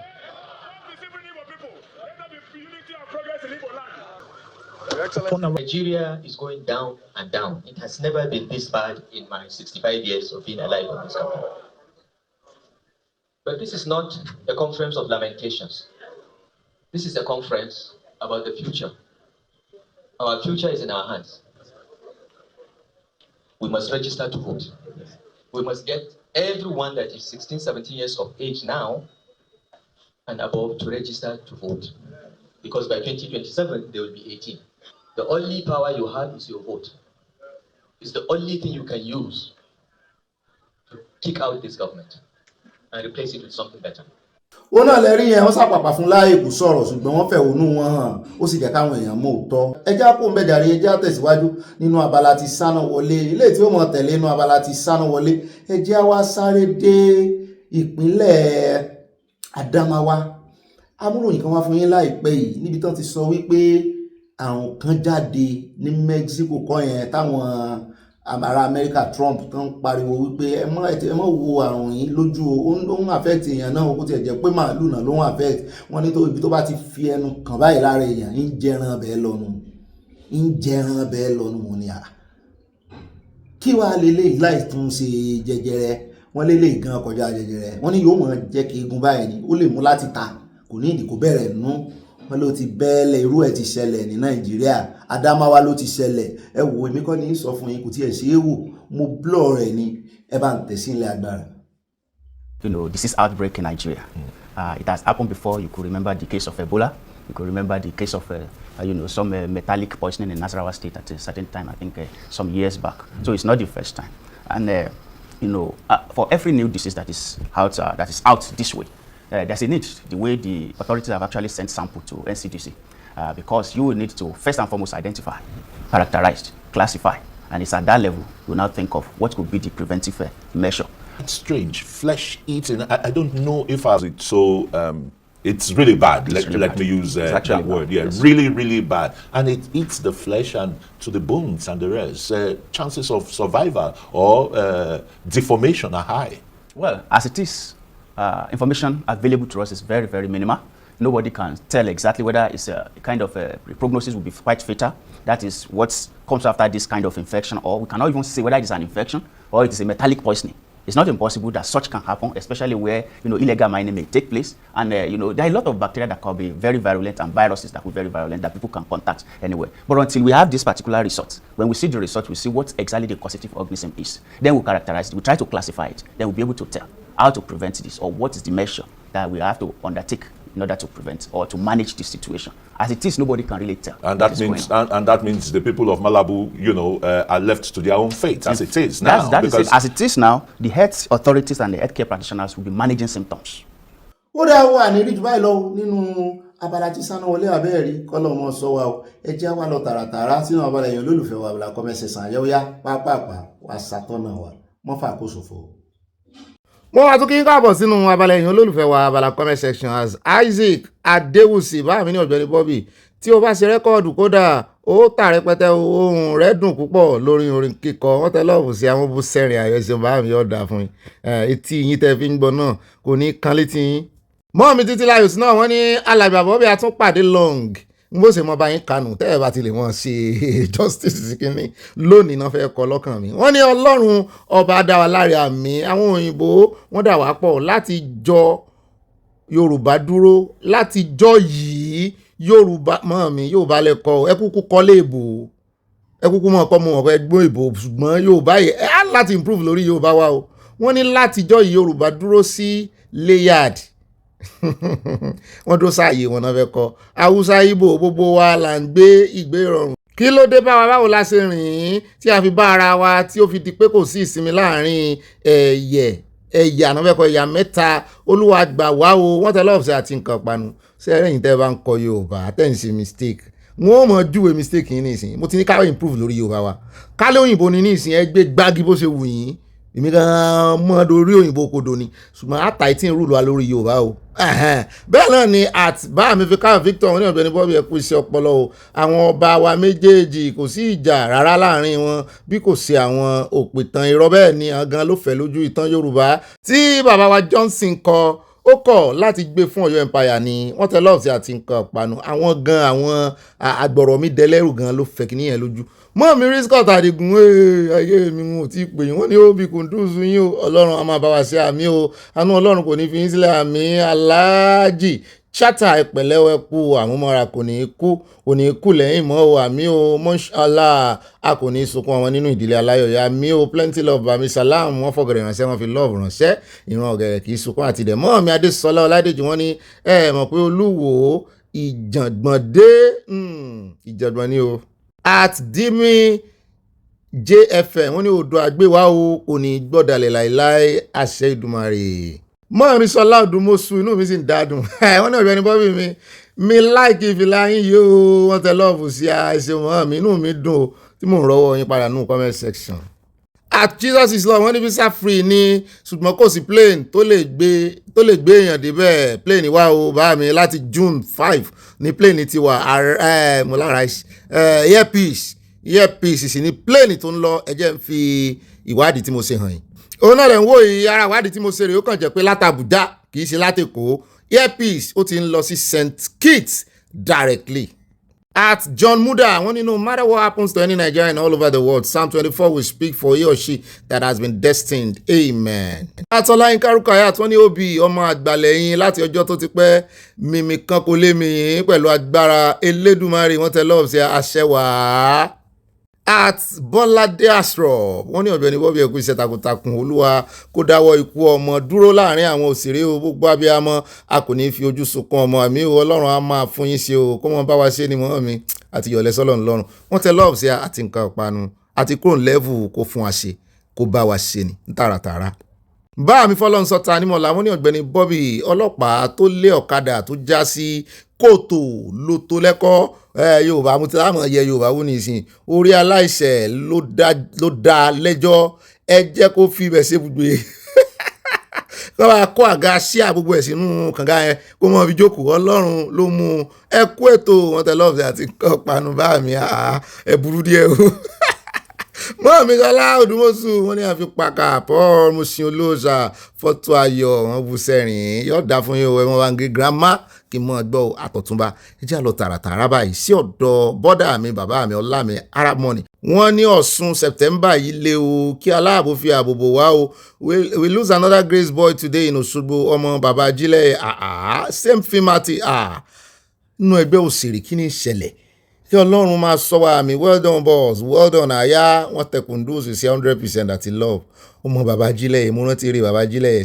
sàn kan náà kọ kòtò ọ̀run wọ́n ní gbogbo eré tí kìíní máa ń ṣe nínú ẹ̀kọ́ lédu owó ìyá mi Ṣadé Lótò olórí Ṣadé Lótò wọ́n ní General Bobby ẹ̀kú iṣẹ́ takuntakun ayọ̀ ní ayọ̀ rẹpẹtẹ o wọ́n ní kárawọ́ ẹ̀bẹ̀ sí ààrẹ Tinubu kí oníkálukú ṣe state police ní ìlú abínibí rẹ̀ àwọn ọmọ Yorùbá kò fẹ́ àmúlùmọ́lá ní ìpínlẹ̀ wa o freedom for CSR is not a criminal Odua nation going back aya Kwam2 ambassador ire wọn tẹ lọ́ọ̀sì àti nǹkan parí wọn sọ méjì sókè bìtà ó lọ́wọ́ mọ́ọ̀mí Ramat Títílayọ̀ wọ́n ní ẹ̀ka alẹ́ Ọ̀gbẹ́ni Bobby àti àyẹ̀ká alẹ́ mọ̀ wọ́n láwọn olórí wo ní sọ̀rọ̀ ó ti pọ̀jù fún àwọn South Africa yìí abba àwọn nìkan ní ọjọ́ pẹ́ àsìwèrè gbàgbé ọlọ́run ló máa dá fún wọn àwọn rádaràda ẹran alarik abo ọlọ́run á dájú fún gbogbo ọmọ Nàìjíríà tó wà ní South àmì o wọ́n fi nǹkan panu ránṣẹ́ sí à wọ́n bú sẹ́rìn ayọ̀ wọ́n fi wọ́n pa wẹ̀dẹ́ ń bẹ̀ mọ́ àmì Olúṣọlá Adébáyọ̀ ẹ ti mú etí aṣọ yín mo rí tẹ́ jó wọlé ni wọ́n tẹ lọ́ọ̀sì àti nǹkan panu wọ́n ní Bàtílẹ̀ Àlàkẹ́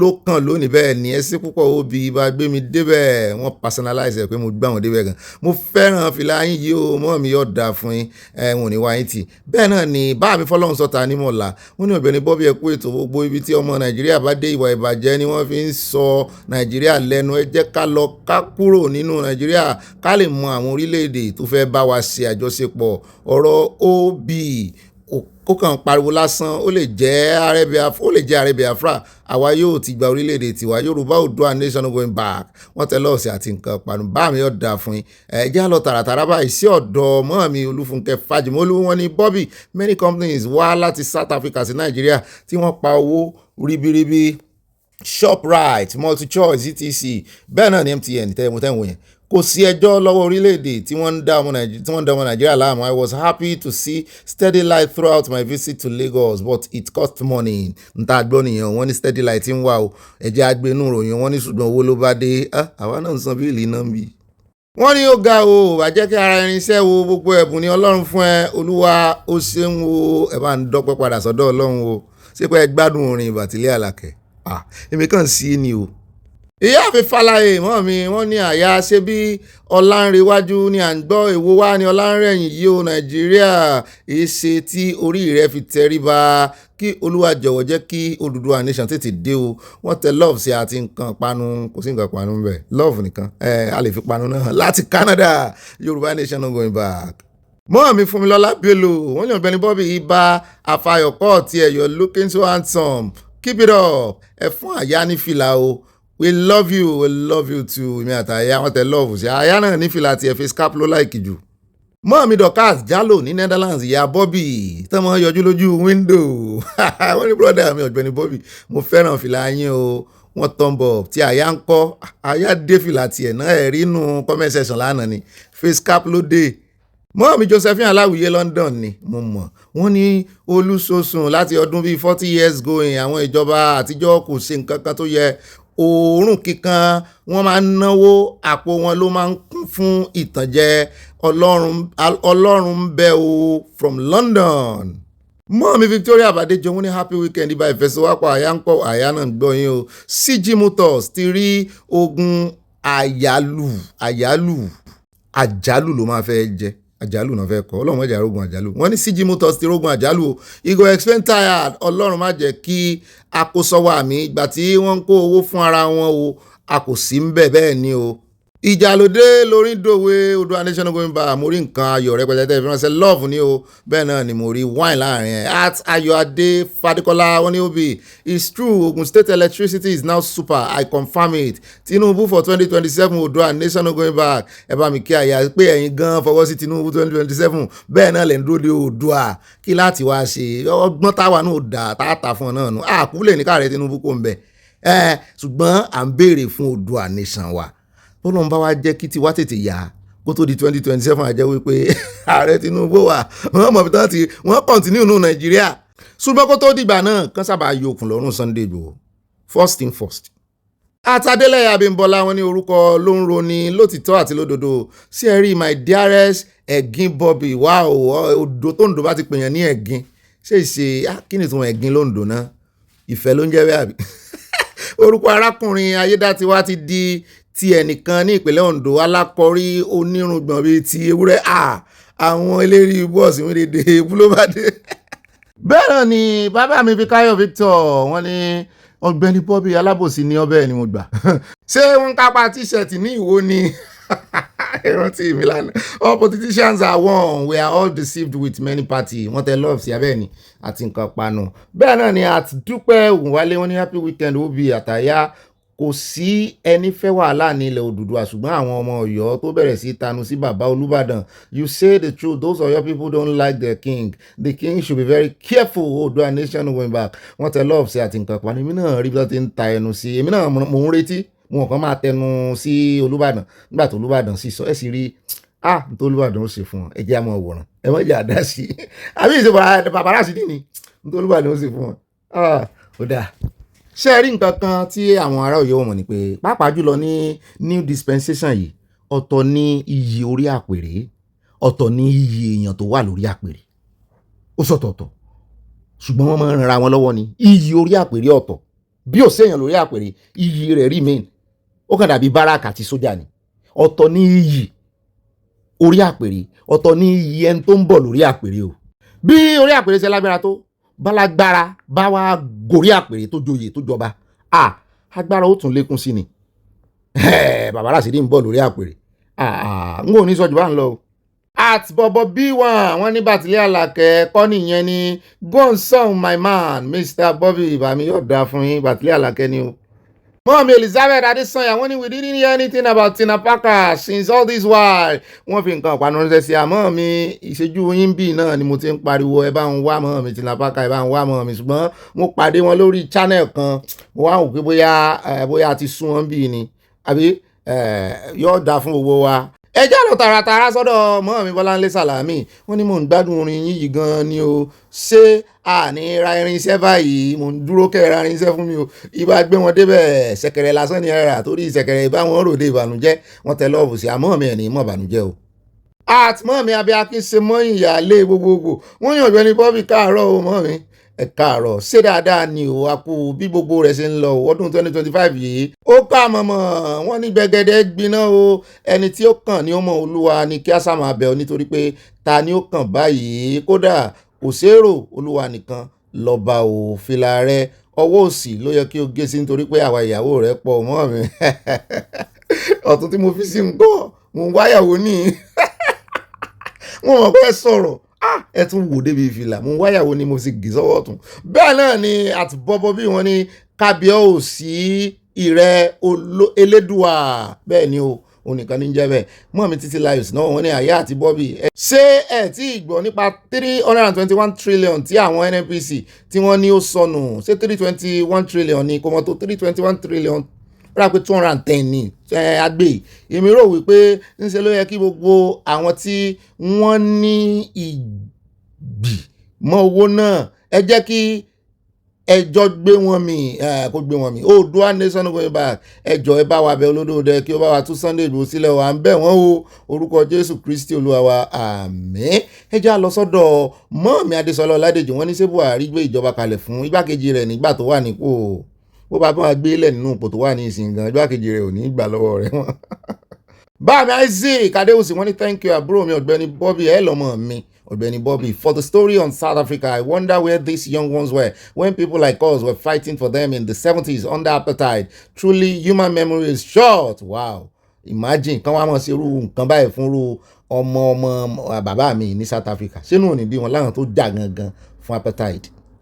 Mọ́ mi Olúrẹ̀mí má jẹ́ kó dùn mí wọ́n ní Bobby my darling son mọ́ mi yóò dà fún yín bẹ́ẹ̀ sì fi darling sí Ọlọ́run ò ní gba ohùn rẹ wà á mọ̀ọ́mọ́ ṣé ò ní sísọ wà mí o ọ̀rọ̀ ò ní gba ohùn rẹ àmì ọ̀tá ò ní tíbi ẹnu mọ́ àmì o wọ́n ní ò ní ṣubú sọ́wọ́ ọ̀tá àmì mọ́ mi yóò dà fún yín wọ́n ní bẹ̀rẹ̀ iṣẹ́ orin Yíbò yóò máa tún kó bá wa pé àwọn abiyamọ kágbá àwẹ̀ fún àwọn abiyamọ kágbá àwẹ̀ ikú ọmọ kí Ọlọ́run jẹ́ kí àdúrà wá gbà mí pé àní ríkú ọmọ àmì o wọ́n tẹ lọ́ọ̀fù sí àti nǹkan panu yọ̀ọ̀dà fún ìmọ̀ mi ẹja dọ́dọ̀ mọ́ mi Oyèyẹmí Sàlá wọ́n ní ẹkú iṣẹ́ ìlú Ọ̀gbẹ́ni Bobby kí ló ń ṣe àwọn ará Òkè Ọya tí ìgbóná ara ń ṣe wọ́n báyìí wọ́n lọ bomi sórí olórí mélòó ló ń gbé ipò sílẹ̀ fún igbákejì rẹ̀ tí ó bá ń lọ sí ìrìn àjò àwọn onígbónára ohun tí wọ́n ń rò kọ́ ni wọ́n bá pàdé bẹ́ẹ̀ ni Oòduà nation kò tètè àti ìrètí rẹ̀ wọ́n tẹ lọ́ọ̀bù sí a o etí omi làwọn ará Òkè Ọya wà wọ́n ti ń sọ ìṣẹ́jú akàn wọ́n pẹ̀ ń bẹ́ẹ̀ bẹ́ẹ̀ náà ni báàmí Fọlọ́runṣọ́ nímọ̀ làwọn ní Bobby àwọn tó dúró de train ní ìpínlẹ̀ Imo wọn Nàìjíríà ló ń jẹ wọ́n níyà ṣé bí àwọn bàbá wọn lọ dalẹ̀ Awólọ́wọ̀ tí wọ́n pàdé àpòpọ̀ mọ́ Tafawa Balewa wọ́n fi nǹkan panu ránṣẹ́ sí a àwọn náà tún pa Awólọ́wọ̀ lọ dalẹ̀ ni àwọn aláìmọ̀kànmọ̀kàn ará Galatia bẹ́ẹ̀ náà ni ẹja dé ọ̀dọ̀ mọ́mí Yẹmí Gè wọ́n ní ó máa ṣe ó Olúwa bá wa dáwọ́ ibi ìdúró Ọlọ́run yóò tó àwọn òbí wọ̀nyí nínú àmì o pàápàá jùlọ ní indọ́strì àwọn ẹgbẹ́ òṣèré at Bobby B wọ́n ní kábíyèsí rẹ o elédùn àwọn tẹlifíṣàn àti nǹkan panu my brother if this Ọ̀ṣun king in America ṣé tó lọ sẹ́wọ̀n do hair plait like Adimole it will look pretty much like a woman can we see ó máa dùn mọ́ àwọn ará ẹ̀wọ̀n dáadáa wọ́n máa dá igbólu fún wọ́n dá òlù sídìí bàbá ọba tó ń ra páàdì ọ̀rọ̀ burúkú tó ń tẹ̀rín báàmì àwọn àmì sọlá olùfọ́sù ẹ má dàbá àmì Bob ló ń jàre olúwa tún Ibrahim Shatta nínú àmì o àti Péjú Ògúnmọ́lá wọ́n mọ̀ nìkan tún ṣẹlẹ̀ sí ọmọ bàbá Ajílẹ̀yẹ ní Òṣogbo this is so sad ni kò ní kàn wá láṣẹ Ọlọ́run mọ́mí Adésọlá Ọládèjì wọ́n ní bẹ́ẹ̀ ni Ọ̀gbẹ́ni Bobby ẹ sọ fún Aláàfin wípé kí wọ́n fi ọ̀rọ̀ síkùn bí àgbà kán fi gbogbo ẹ̀ kán fi gbọ́ sáláì gbọ́ àgbà ní mọ̀ síbẹ̀ torí àgbà ìṣòro bí èwe. at Olúfúnkẹ́ Bájímọ́lú mọ́mí náà ń béèrè o pé n tí àbá ti sọ lánàá what is the meaning of this governor ministry and minister seeing Tinubu off and welcoming him back whenever he is going out of the country. wọ́n ní iṣẹ́ state wọn pa wọn lára ní taxpayer money Nàìjíríà ní Tinubu ná lọ tó ń bọ̀ all this must stop wọ́n lọ ń juwọ́ bí ọmọ kékeré ẹ̀rọ̀pìlẹ̀nì tó mi lọ bá mi kíyà mi ẹlẹ́kọ̀ọ́ bá mi Adétayọ̀ Adégẹyẹ wọ́n ní obì adúpẹ́ lórí ọlọ́pàá ìjọba ìbílẹ̀ ìpínlẹ̀ ni wọ́n kọ́ wọ́n ti tún kọ́ sí abẹ́ ó ní ìkejì tán kọ́ sábẹ́ yẹn o wípé tí bàbá wa bá lè ṣe o ẹ wò ó wọ́n ní táwọn Ìgbò tí wọ́n fọwọ́ lálẹ̀ lẹ́kọ̀ọ́ ṣe orí wọn gbálẹ̀ ni kí wọ́n gba ìlú wọn lọ ṣe tipátipá ni àwọn olè wọ́n tẹ lọ́wọ́ sí àti nǹkan panu wọ́n wá bú sẹ́rìn ayọ̀ ìbùkún ní fún orílẹ̀-èdè Oòduà from Newark New Jersey USA bá mi yọ̀ dà fún yín ẹ̀sìn ṣe mo ti rí ibi tẹ́ ti tún kọ́ ń sàlẹ̀ bẹ́ẹ̀ náà ni ẹja dọ́dọ̀ at Sally Bakari bá mi ní Ọ̀gbẹ́ni Bobby good PM I think Baba Falana is making a lot of sense Hakeem should have been given 6 months community service e.g. cleaning a government office Hakeem will spend on transportation rather than the taxpayers paying to feed him in prison. He will be relieving janitors on leave in different departments. Bẹ́ẹ̀ ni bóyá kan ṣe ṣe nìyẹn community service. Mohammed Okas Jalo wọ́n ní Ọ̀gbẹ́ni Bobby àwọn olóṣèlú yìí wọn kò lójú tì rárá o wọ́n tún sá lọ fún ìtọ́jú ní ìlú òkèèrè àwọn ará òkèèrè ìlú òyìnbó wọn kì í wá fún ìtọ́jú ní Nàìjíríà yìí tẹ́jọ́ ọmọ Nàìjíríà tẹ́ wà ń lo òyìnbó gan ṣé ẹ mọ́ lọ lé fún ìtọ́jú ṣé ẹ mọ́ lọ Nàìjíríà ẹ wá ń retí òyìnbó kó lọ Nàìjíríà ojú tì ní fáwọn olórí wọn kan mọ ni ó dọjọ́ tá a bá rí èèyàn tán torí ẹ̀ pé tó ṣe dáadáa náà tó mọ̀ kó ojú tì ní fún at truth questions wọ́n ní plenty other country nations already started doing visa free for Nigerians bẹ́ẹ̀ ni a gbọ́ bẹ́ẹ̀ ìbá àwọn South Africa tó ń sòsì náà ìbọn sáwá Nàìjíríà ìbọn ìkànnì wọn wá Nàìjíríà nínú àwọn aláṣẹ wọn tó ní ìbádá kí visa free wà wọ́n sì ń lé àwọn ọmọ wa bí ajá. Bẹ́ẹ̀ náà ni at Miracle Channel wọ́n ní most of Nigerian police end will never end well. Bá mi bẹ́ẹ̀ lẹ òótọ́ ọ̀rọ̀ lẹ kú sọ. Mọ́ mi sọ ọlọ́dún mọ́sù wọn ní happy weekend o gbogbo ilé aláyọ̀ yìí Ọ̀gbẹ́ni Bobby àtàyẹ kú iṣẹ́ Olúwa máa bá wa sí àmì àti míìsì yín jùjàre. Mọ́ mi sẹ́wọ̀n pa míìsì yín ṣá àmíìsì mọ́ mi ti na pákà náà àtàwọn tá àti ẹ̀ràn ti darúkọ wọ́n mọ̀ bínú báyìí ẹ mọ̀ bínú gbogbo èèyàn kan ni wọ́n rántí orúkọ wọn. Bẹ́ẹ̀ náà ni ẹja dọ́dọ̀ àtọmọ́ Táyọ̀ Akínúsì wọ́n ní òbí kí gbogbo wọn lọ sinmi agbájàjàre ìgbà wo ni Buhari ti lọ. Báàmì Adébẹ̀rọ̀ Kẹ́hìndé wọ́n ní bí irú St. Kitts 48,000 bá lè dá dúró gẹ́gẹ́ bí orílẹ̀-èdè Oòduà nation ti di dandan òmìnira wá dé tán díẹ̀ ló kù. Báàmì ẹ̀yin lẹ inspire mi tí mo fi ṣe intro nù news yẹn ni. At Ọ̀gbẹ́ni Danindi Super Danindi wọ́n ní Ọ̀gbẹ́ni Bobby mo miss news yín lẹ́nu ijọ́ mẹ́ta yìí o lórí ọ̀rọ̀ kí ló dé ó dá aṣáàdúpẹ́ àti rọwọ́ yín báyìí nínú comment section wọ́n ní lórí ọ̀rọ̀ operation Dudulai ní South ṣé Dudulai náà ń pè Dudula ní South Africa mo fẹ́ sẹ́ndì fídíò kan sí yín o bí Nàìjíríà kan ṣe fi ojú wọn hàn èèmọ̀ ní hospital kan also wọ́n ti gbé machine kan sí àwọn hospital kan fún biometrics láti determine legal immigration àti àwọn tí wọn ò níwèé. So as e be like this na if you no get valid document go be problem in those places that they are operating. Dudula is not in everywhere in South Africa. Okay kò ń ṣe gbogbo wọn náà ń ṣòṣì bẹ́ẹ̀ irú bàbá tá a fi hàn yín lánàá yẹn bàbá yẹn gbójúgbóyà ni ó dá ń tà ṣèrè torí ẹnu ti ń kùn mí jù lórí ọ̀rọ̀ WhatsApp máa fi nọ́mbà mi síta ní ìsìn ẹ̀ rí wọ́n fi sí tábà ti parí kìíní ní ìsìn wọ́n tiẹ̀ mọ́ fi sí gbogbo orí program lónìí máa fi sí yóò mọ̀ scroll lórí program ṣùgbọ́n nǹkan kan ni mo fẹ́ ká máa sọ dé tí wọ́n mọ̀ ká messages tẹ́lẹ̀ mọ́ send nǹkan sí mi ẹ jẹ́ àṣẹ báwọn torí èmi náà ti mẹ́ẹ̀ lórí WhatsApp message ẹ já wa lọ sọ́dọ̀ bá mi Ọlá Adéwálé wọ́n ní àgbà kì í wà lọ́jà kí orí ọmọ tuntun ó wọ́ bíi ti àwọn àgbà olè olóṣèlú Nàìjíríà kọ́ wọ́n ti di òsàmásà mọ́ àwọn ará ìlú lọ́wọ́. At Jemila Agbájé wọ́n ní bó ṣe rí gan-an ni ìyá wa yẹn sọ Fúlàní ló yí Aláàfin ká gbogbo nǹkan tó ń ṣẹlẹ̀ ní Ọ̀yọ́ yìí Ọ̀yọ́ yẹn plan ni kì í ṣe lásán. Mọ́ọ̀mí Dorcas Rodolo Atúnmíṣe wọ́n ní adé apẹ̀tù wà lọ́wọ́ olórí àti àwọn olè afọbajẹ kí àwọn ọba gidi ilẹ̀ Oòduà wá fi fífi òpin sí ọba pọlitíìsì àti ọba Ifá gógù bẹ́ẹ̀ ni ó ti tó time báyìí alálẹ̀ máa mú àwọn ọba yìí jẹ́ Ifá íńtánẹ̀tì Ìjẹ̀bú Òde ẹ má sùn olórí Wàsíù o. Ní Àbújá ọkọ̀ tinted ní àwọn ajínigbé ń lò jùlọ from Providence Rhode Island. At Tóyìn Orí wọ́n ní ibà tankraya bẹ́ẹ̀ rí ibà tankraya ní o mo rántí ibà tá a mọ̀ sí tankraya mọ́ mi Olúwa Tóyìn kọ́ tọ́mọ kì mí mẹ́sàn-án mẹ́wàá n ò gbúrò wọn o.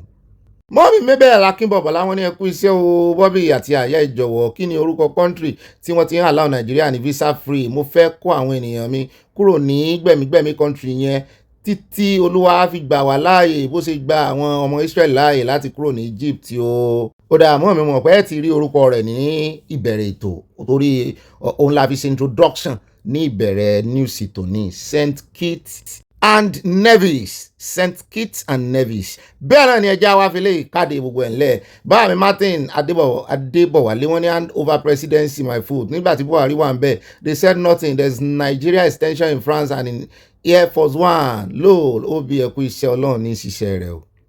Ó dá o ẹ káàbọ̀ padà o ilé nìjẹ́ ní abẹ́lọ́wọ́ àyà yọ̀ọ̀dà fún ọ yóò yẹ gbogbo wa kò ní yẹ ẹ lẹ wá nǹkan jókòó lé ẹ fún nǹkan fìdílé bẹ́ẹ̀ náà ni nǹkan panu ẹ máa fi sọ̀rọ̀ àjìjà kẹ wá nǹkan lómi tútù sí èmi náà sẹ́yìn mú omi tútù ní ẹ̀rí pẹ̀lú omi ń dán bẹ́ẹ̀ náà ni bó ṣe kíní pálí inú omi náà ní dùn bó sì ṣe nǹkan lẹ́yìn dòdò náà ni ẹ wá sí kí wọ́n á mọ gbẹ́yìn débẹ̀ ká mọ̀ fìgbádùn sayọ̀ nínú àkójọpọ̀ ròyìn bọ́ọ̀ bá dilẹ̀ bá pín kó kalẹ̀ kó kakò ó wẹ́n tá a bá ṣe mọ́ bínú o àìmọ́ rìn kórí mọ́ mi o èèyàn sì lè yọ̀gẹ̀rẹ̀ ní ọ̀rọ̀ ẹnu ẹjọ́ ẹ fi wá sí auto forgive. Ó dá alákọ̀ọ́kọ́ ní ìròyìn tòní UK láti bẹ̀rẹ̀ wọ́n ní àwọn ọmọ Nàìjíríà tí wọ́n lọ fún school wọ́n ní wọ́n panic wọ́n ní kí wọ́n ṣe kékeré àwọn èèyàn mọ̀ tálé ta ọ̀nà àwọn kan mọ̀ ti dágbére ẹlòmíì tí ò tálé gan gbélé rẹ̀ lẹ̀ fún ẹni tó ní ìdí ẹ̀ pé wọ́n ló lọ mi ò lè ní ìdí ẹ̀ mọ́ ọ̀pọ̀lọpọ̀ ẹni tó bá sì ti kúrò Nàìjíríà náà ilé tán bá kọ́ ńgbà náà wọ́n ìsábà padà bẹ́ẹ̀ wọ́n máa kọ́ mi gidi tí ó lárinrin ṣùgbọ́n kò easy fún student lẹ́nìwẹ́à torí wọ́n moderate wọ́n restrict wọn sí iye time tán lè fi ṣiṣẹ́. So gbogbo wípé mo ń lọ UK mo lọ kàwé máa mọ̀ kówó jọ o in your dream. Ẹlòmíì tó sì tún mú dependent dání bóyá ìyàwó rẹ̀ ni bó sì ṣe ìyàwó ló mọ́kọ dání tó expect pé ọkọ òun ó ṣiṣẹ́ ìyàwó ó ṣiṣẹ́. Ṣé ẹ rí the domestic front kì í lọ gírígí o. Rí UK tẹ́lómìí lọ ó ti dalé rẹ̀ rú o. Tán bá ní understanding gidi tó bá wá jẹ́ ìyàwó ló lọ jẹ́ dependent ẹ̀wọ̀n káwọn obìnrin wọn ìfẹ́ kó ọwọ́ wọn lẹ̀ fọkùnrin. Mi sọ pé wọn kì í lò nú ilé wọn lè fi dáná wọn lè fi ra nǹkan ṣùgbọ́n pé wọ́n mọ̀wó lọ́wọ́ wọn kó lẹ̀ fọkùnrin. Bóyá ọkùnrin tí tó bá lórí obìnrin gbọ́ pé àwọn obìnrin kan máa kówó fọkùnrin ṣùgbọ́n àwọn tí máa ṣe àwọn oníjìgólò àwọn náà fi wá nǹkan kan ní pàṣípààrọ̀ náà fi ń ṣe ṣùgbọ́n àwọn tó marry proper nínú ilé easy o torí bó bá tún wá lọ ní ẹbí tó jẹ́ pé àwọn ẹbí rẹ̀ tún ń sọ̀rọ̀ sí lọ́kàn ìyẹn obìnrin tọkùnrin fi gbogbo owó tiẹ̀ ìwọ̀nba òun sì ní student ìwọ̀nba ló lè ṣiṣẹ́ ìwọ̀nba tó tún make tó tún fi ń san bíìlì ń bẹ tó wá ń gbójúlé ìyàwó rẹ̀ pé owó tí ìyàwó ń bá ń pa wọ́n sì ti jọ ní àdéhùn tẹ́lẹ̀ kì í sì kì í rí bẹ́ẹ̀ o kì í lọ gerege bẹ́ẹ̀ o. Ìyẹn kan nù wọn tí ò fẹ́ dárúkọ rẹ̀ ló wá bá a sọ we Nigerian students are panicking ohun tí ẹ ń ṣe PhD lọ́wọ́ ni òun ò fẹ́ dúró ń bẹ̀ olówó lòun ṣùgbọ́n ló wá ń sọ ohun tójú òun rí kòròkòrò ó lẹ́rù ń bá ọmọ Nàìjíríà ní UK pẹ̀lú àwọn òfin tó ń gbé kalẹ̀ ní ìsìn ó ní I know some people on current student visas tí wọ́n ti gba text àti email messages pé kán kúrò nílùú tán bá ti ṣetán ìmí ò ní ju 2 months lọ ìmí ò ní ju 3 months lọ ìmí ti ṣetán gan ó kàn ń dúró pé kóun ríṣẹ́ skill labour kò tí ì rí. Wọ́n wá ní the student explained that while some had transitioned to skill workers that it changed the status wọn to survive the removal threat many others face uncertainty over their future if you finish your bachelor or master's degree you can stay in the UK on a post-study work visa for 2 years tó sì lè mọ́ ṣeré tó sì lè mọ́ ṣiṣẹ́ ìṣeré jàre tó sì lè mọ́ ṣiṣẹ́ lórí post-study visa tí visa rẹ bá sì tó 2 years ó sì lè dúró 2 years ó ní náà wọ́n ti dínkù sí 1 year 6 months 1.5 years mo náà kò tí ì pọ̀jù náà tán dín ó ní ara plan láti fi tighten immigration law wọn ni ó ní as a student if you are unable to get a certificate of sponsorship from any employer which will enable you to apply for a skilled worker visa or switch to another category of visa and your visa expire you automatically become an illegal immigrant in the UK which is a criminal offence. Mo wá ń bí léèrè pé ṣé 1.5 years 18 months ṣé kò tó change status ni téèyàn ó sì rí certified sponsorship. Ó ní ibi tán ti wá mọ̀ ọmọ Nàìjíríà ni pé gbogbo ibi iṣẹ́ tó yẹ kán ti rí certificate of sponsorship pé wọ́n ti díbẹ̀ wọ́n ti náà nígbà ọmọ Nàìjíríà síbẹ̀ mọ́. Mo ní so the only option tó kù fún ọmọ Nàìjíríà ni pé kí wọ́n lọ káwọ́ sókè kán náà fẹ́ sátìpó wọ́n á wá lọ wò pé kí ni reason tó fi wọ̀lú àwọn. Wọ́n ní tó bá lè provide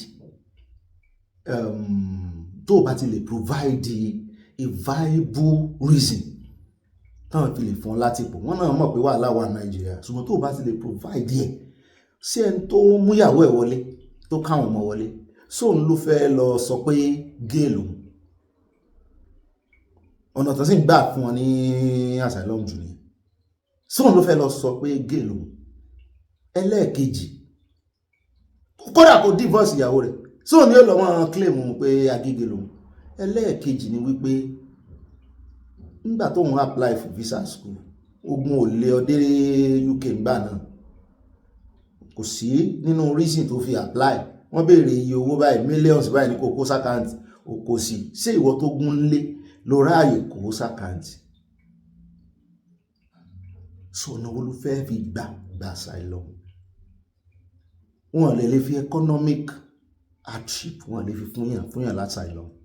Ó ń láti jẹ́ pé ẹ̀mí rẹ̀ wà nínú ewu irú Nàìjíríà ní ìsìn irú ọ̀nà míì téèyàn tún lè gbà ṣe inú ewu náà ni àwọn ti Boko Haram bandits agbègbè rẹ̀ sì gbọ́dọ̀ jẹun láti prove pé agbègbè ibi tó ń gbé tó ti ń bọ̀ táwọn fámìlì rẹ̀ wà bóyá o kàn pélé ni náà ní Boko Haram ti pàkánú àwọn ẹbí rẹ̀ God forbid mo kàn sáàlà mo ń sàpẹrẹ ni o ìyẹn tó bá lẹ́rìí ẹ̀ ni ó fẹ́ padà síbẹ̀ yẹn ẹ̀rù ń bà wọ́n náà nígbà tán bá wọ́n pa ìkànnú àwọn brother àbí ìkànnú àwọn cousin rẹ̀ ṣébẹ̀lẹ̀ wá fẹ́ kó ń padà sí tó lè prove beyond reasonable doubt wípé lóòótọ́ ni o lè change status wọn ló ti wá lè kókó mo ní á ṣàlàyé àdẹ́rùbà yìí á ṣàlàyé ni torí kò ní easy o lẹ́yìn tó ti rò tẹ́lẹ̀ wípé bóun bá ti parí kọ́ọ̀sì òun kóun ṣàríṣẹ́ kóun ṣàfi lè dúró ń bẹ̀ nẹ́wàá ní kó kẹ́rù padà lọ Nàìjíríà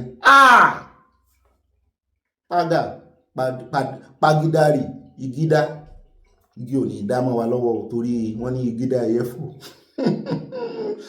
so ìtumọ̀ ẹ̀ ní pé gbogbo àwọn tó bá fẹ́ apply lọ UK báyìí lọ kàwé olówó ẹ̀ lọ́wọ́ o bá sì ti kàwé tán o ti lẹ́mi wípé o fẹ́ kó ń bẹ̀ ní ṣùgbọ́n àwọn kan gbọ́n kété tán ti dé bẹ̀ báyìí bóyá 2 years náà fún wọn pápápá wọ́n ti apply sílùú mi wọ́n ti apply tí wọ́n ti parí kọ́ọ̀sì wọn tán wọ́n ti rí pé ìlú ti ń le kókó wọn ní dúró kọ́lọ́ ń sọ̀lú dẹ̀rọ̀ wọ́n ti jápa àti ráwọn tó ti catapult lọ Canada wọ́n ní wọ́n sábà fún wọn náà o ṣùgbọ́n tó bá sì ní ààyè pé 2 years lọ́hùn ó sì lọ kàwé ńbẹ̀ ni ó kàn fẹ́ ṣeré wá Canada wọ́n náà lè fún wọn ìmí wọ́n gbà sí Europe wá rí olè lọ́jà ti pọ̀ ńbẹ̀ kẹjá kò ńbẹ̀ ẹlẹ́ẹ̀kejì ẹjá wá dé ṣé ká mú ọ̀rọ̀ tax ìṣẹ́nu náà torí a sì ń lọ sí ọ̀dọ̀ ẹjá mọ̀rọ̀ tax ọ̀rọ̀ tax náà ṣe kókó wọ́n ní láti January kò ní sẹ́ni tó máa lè hùkùn báńkà kan Nàìjíríà láì ní TIN yẹn tax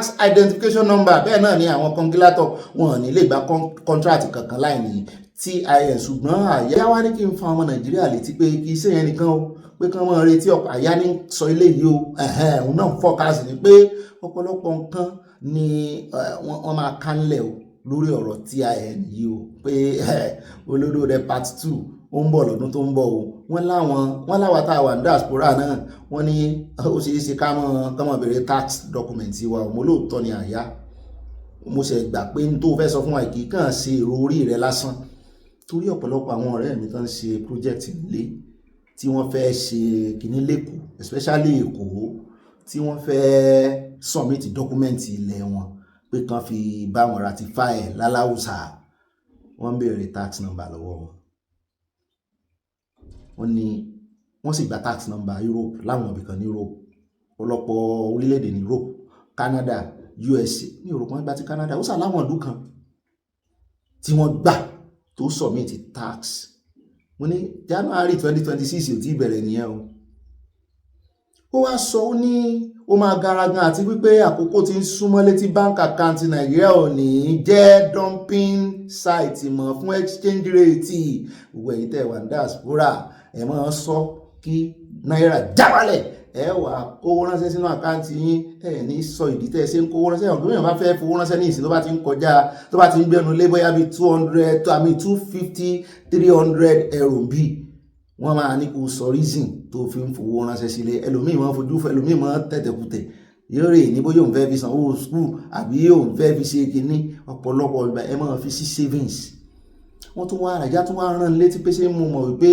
CBN ti gbé diaspora BVN jáde mo ní ọ̀rọ̀ BVN diaspora ni ò yé mi apáta ti wá gba lókà tipẹ́tipẹ́ ṣé a rè ṣéǹjì BVN ni ní ìsìn á tún ní èèyàn ní BVN méjì wàhálà tún so láti bẹ̀ bó láti ṣe ó ní wọ́n mọ ohun tó ń ṣe ó ní because pé èèyàn bá ti ní diaspora BVN ó ní wọ́n lè mọ iye ọwọ́ rẹ̀ wò mọ́ torí wọ́n ti gbà wípé àtòkèrè ló ti ń fowó ránṣẹ́ owó rẹ̀ sì rèé ó ń ṣiṣẹ́ ni BVN diaspora ó ti jẹ́ kí wọ́n máa identity ẹ̀ pé diaspora ló wà ìyàtọ̀ sí ẹni tó ń lo BVN Nàìjíríà tó kàn wọnú àkáǹtì ẹ̀ báǹkì rẹ̀ gan wọn mọ̀ pé kò sí lé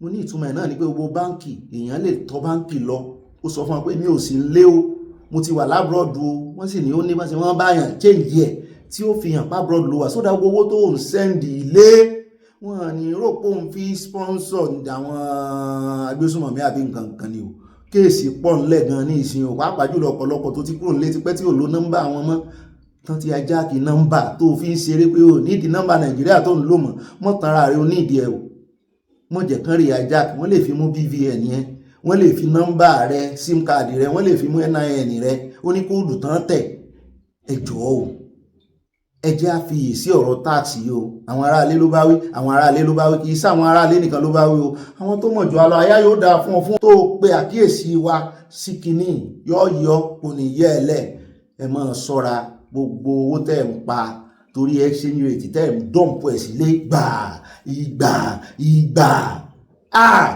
ó léwu nísìnyí o nítorí mọ́ bá lè trace ẹ̀ pé lóyìnbó ló ti ń ṣiṣẹ́ wọ́n béèrè táàsì rẹ̀ báyà o wọ́n ń ṣiṣẹ́ pẹ̀lú àwọn báǹkì ní báyìí o kò ṣe excuse ẹ bá ń tẹ́sílẹ̀ agbára ẹ jẹ́ kán ṣàlàyé ẹ̀ fún wa síwájú sí. January 1st, 2026, all taxable Nigerians, including individuals, businesses, and non-residents, must obtain a taxpayer identification number. Chairman of the National Revenue Service, Zach Adedeji, said the move follows the signing of the Nigeria Tax Administration Act 2025 by President Bola Tinubu.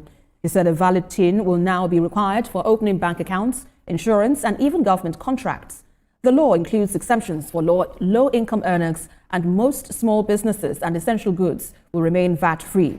A 6-month grace period is in effect, with nationwide awareness campaigns underway, while citizens and businesses are urged to register early to avoid service disruptions. Ó náà lẹ́tí báyẹn káàbọ̀ padà ìròyìn tòní ó kún sọ́sọ́ ó kún fún ẹ̀kọ́ ààrẹ kọ̀ọ̀kan bẹ́já wá gbàbẹ̀bọ̀ sí Katsina níbi tá a ti ń gbọ́ wọn láwọn bandits tún ti pa ènìyàn 7 ní Katsina o lẹ́yìn tí wọ́n lọ ránró ìṣẹ̀lẹ̀ tí àwọn ọmọọṣẹ́ ológun Nàìjíríà ti pa wọ́n nípakúpa láìpẹ́ yìí àwọn ọmọ Nàìjíríà àwọn ọmọ ológun Nàìjíríà náà ló kọ́kọ́ pa wọ́n dáná yá wọn àgbọn kankan abájọ tí wọ́n ṣe mọ́ bí àwọn ológun pé àkì gbéròyìn yẹn ó gbọ́ wọ́n ní àwọn community watch àwọn vigilante agbègbè náà wọ́n ní àwọn ni wọ́n wá dojú ìjà kọ àwọn tán wá ránró yìí tán bá kọjú ìbọn síra wọn ṣùgbọ́n sẹ́yìn mọ̀ pé dé gan làwọn vigilante ní òfin gbà kan mọ́ gbé dọ́gbùbá rẹ̀ tó sẹ̀ mọ́ kì ọmọ kì àwọn yẹn sì gbé AK-47 lọ wọ́n ní ṣùgbọ́n síbẹ̀ náà wọ́n lé wọn pa wọ́n ní àwọn yẹn sá lọ àṣé wọn tí ìsálọ tán wọ́n rèé farapamọ́ ni wọ́n wá pinra wọn sọ̀rí èyí tó gba bí èyí tó gbà tọ̀hún wọ́n ti mọ̀ pé àwọn ti ṣe àwọn kan léṣe wọ́n á sì gbé wọn kọjá ń bí hospital bí ní ọ̀nà hospital gbà wọn ló lágbára àwọn náà nílò intelligence wọ́n ní àwọn bandits náà ní intelligence pé intelligence wọ́n sì múnádóko àwọn aráàlú náà máa ń lò torí wọ́n ti kó ẹ̀rù sára àwọn aráàlú Katsina ló ti ṣẹlẹ̀ o wọ́n wá ní àwọn yẹn ṣe gba ọ̀nà báyìí pé kán máa lọ hospital wọ́n wá dáná yá wọn gba àwọn tí wọ́n fẹ́ dóòlà ẹ̀mí wọn tẹ́lẹ̀ bóyá apá nìbọn ti bà táwọn rò pé wọ́n ti lè dóòlà ẹ̀mí wọn wọ́n ní wọ́n pa wọ́n ráúráú 7 mo ló ga o wọ́n ní àlèmọ̀ wọ́n ràn ká mọ̀ bọ́n kẹ́dùn wọn ní àyá ní kí n dójú kò ń bẹ̀ jàre ẹ̀dùn tá a bá wọn kéde náà tó wípé ṣe bí Katsina ló ti ṣẹlẹ̀ pé ṣé mi ò mọ̀ wípé ìlú Buhari tó pe òjò lọ́jọ́ sí pé orí sàárè rẹ̀ àtàwọn aráàlú rẹ̀ ní òjò àrọ̀ ọ̀rọ̀ dáìrọ̀ lé báyìí pé kò sì ní dá mo láàyè òun sí pé ó lóun ò sí pé ó náà fọwọ́ ara wọn fàjọgọ̀dì náà pé ṣóńṣó wọ́n sì rí ṣóńṣó náà sílẹ̀kùn fọlé náà fọ́ ògiri Nàìjíríà tó gidi fi lanú lẹ̀ àwọn rí wọn kì í sálàǹgbà ló wá wọlé báyìí àwọn rí wọn àwọn ẹkùn mẹ́ẹ̀ ó torí bọ gbó wọ́n ní wọ́n wá torí bọ Nàìjíríà wọ́n náà gbàbọ̀dẹ̀ fún Nàìjíríà mo ní Buhari sì ti kú báyìí wọ́n ní iṣẹ́ ọwọ́ rẹ̀ ò kú yóò jèrè iṣẹ́ ọwọ́ rẹ̀ ìrandíran rẹ̀ ó jẹ́ àwọn èèyàn rẹ̀ ní Katsina ó jẹ́ nígbà tí í ṣe ẹ̀fọn náà yìn 9-10 olóòótọ́ ló sọ ọmọ ní ó ga o bẹ́ẹ̀ bá ń ṣe rere kó múra sí re ìwọ tó ń ṣèkà náà múra sí àtòrẹ́ àti kà ìkan ó pèlé ó jèrè iṣẹ́ ọwọ́ rẹ̀ kó wá di ọjọ́ èrè ọjọ́ ọkùnrè kò wà níjò nìkan ní ó jèrè rẹ̀ ẹjá kú ń bẹ̀ jàre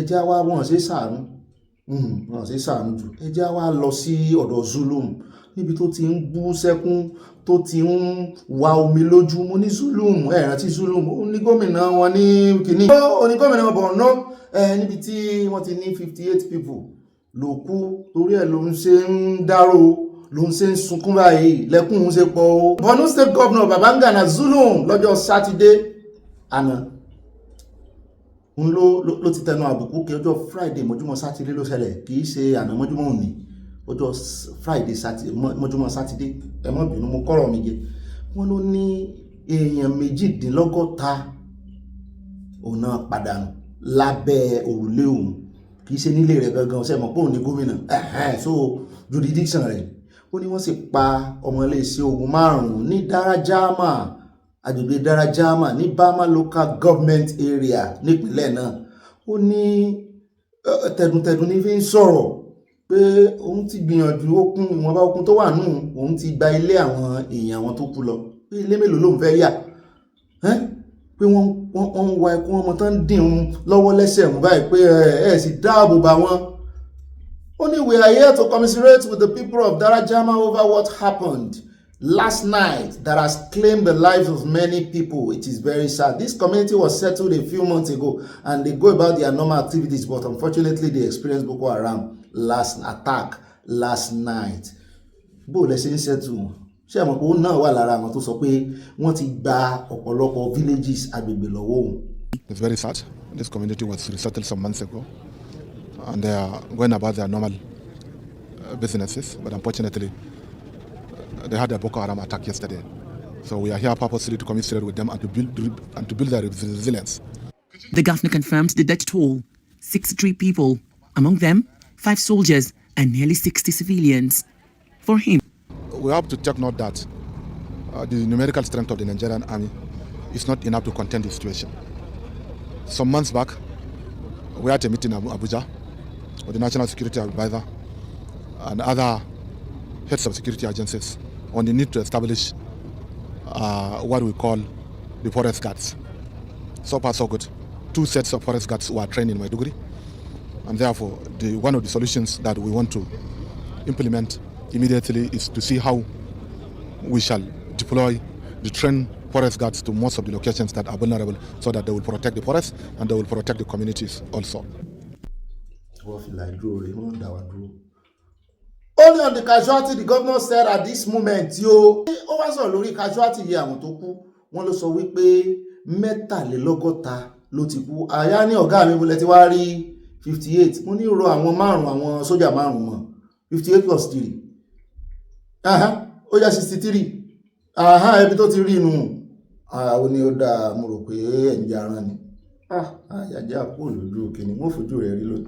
Zulum, while noting the challenges faced in the fight against insecurity, also called for the immediate deployment of the newly trained forest guard to complement the military in the ẹ jẹ́ tètè ààrẹ Tinubu láti ibi tẹ́ ẹ ti ń ṣe holiday náà tẹ́ ẹ ti ń ṣe leave yín bóyá kẹ́ ẹ pàṣẹ kán rè dáná ya wọn ẹ sọ fún gbogbo àwọn ará kí ló lẹ́nu kínní pátápátá ẹnì káwọn ará kí state tó fi ń pa wọn ẹnì káwọn ará agbègbè yẹn kú òǹbẹ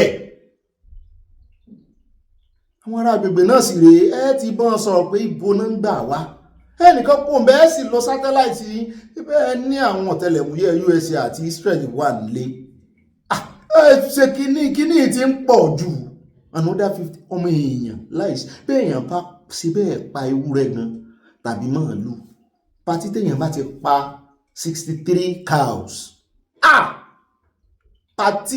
pátí burúkú ni ó fẹ́ bọ́ gbogbo ọmọ Nàìjíríà nù kò tó bọ́ ọmọ Nàìjíríà ṣùgbọ́n yóò bọ́ ọ̀yàn yóò bọ́ odidi ìlú St. Kitts and Nevis 48,000 people 63 màálù kéèyàn pákó fẹ̀jẹ̀ wọn kó wèsì ẹ̀jẹ̀ wọn dà ọmọ èèyàn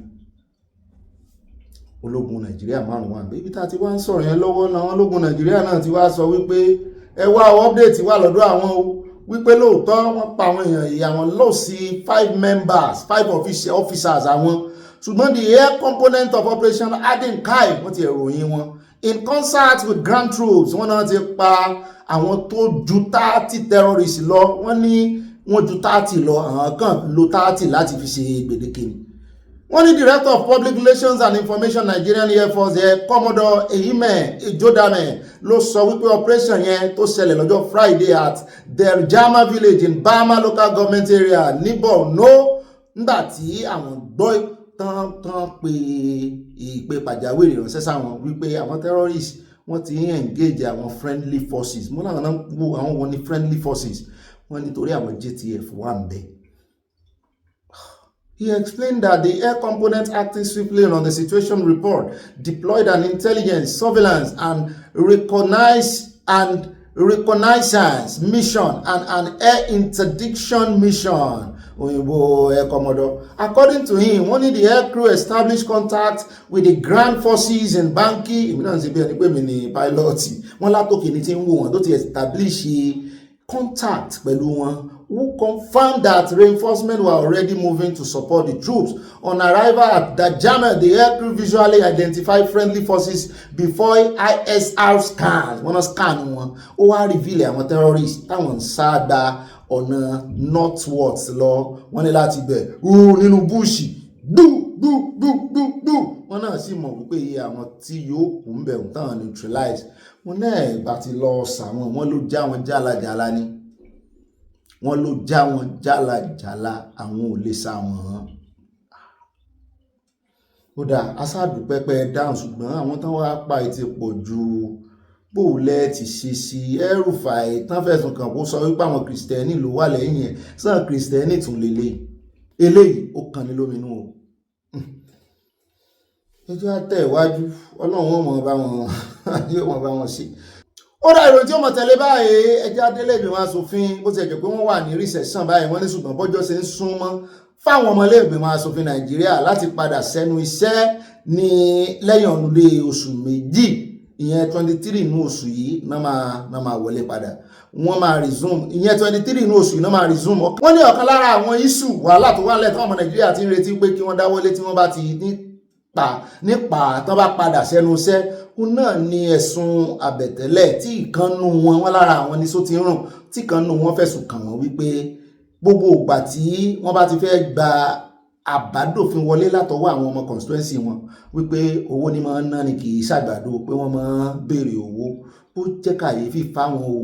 Honorable Bámidélé ọ̀kan lára àwọn ọmọ ilé ìgbìmọ̀ asòfin Green Chamber ló ti faraya lórí ọ̀rọ̀ yìí ló ní àwọn ò ní sùúrù lórí ọ̀rọ̀ yìí o wípé àwọn retí káwọn wọlé ni pé ẹni tó sọ bẹ́ẹ̀ láàrin àwọn òmòkòló rẹ̀ rí lọ́yọ̀ọ́ o àwọn ògbọ́npá rẹ̀ ní àwọn ọmọ bóyá ọmọ ara wọn ni ṣùgbọ́n gbogbo àwọn kọ́ làwọn dára àwọn ọmọ ó lè jára àwọn ṣùgbọ́n ọ̀rọ̀ tó sọ kì í sọ ọ̀rọ̀ àwọn ló sọ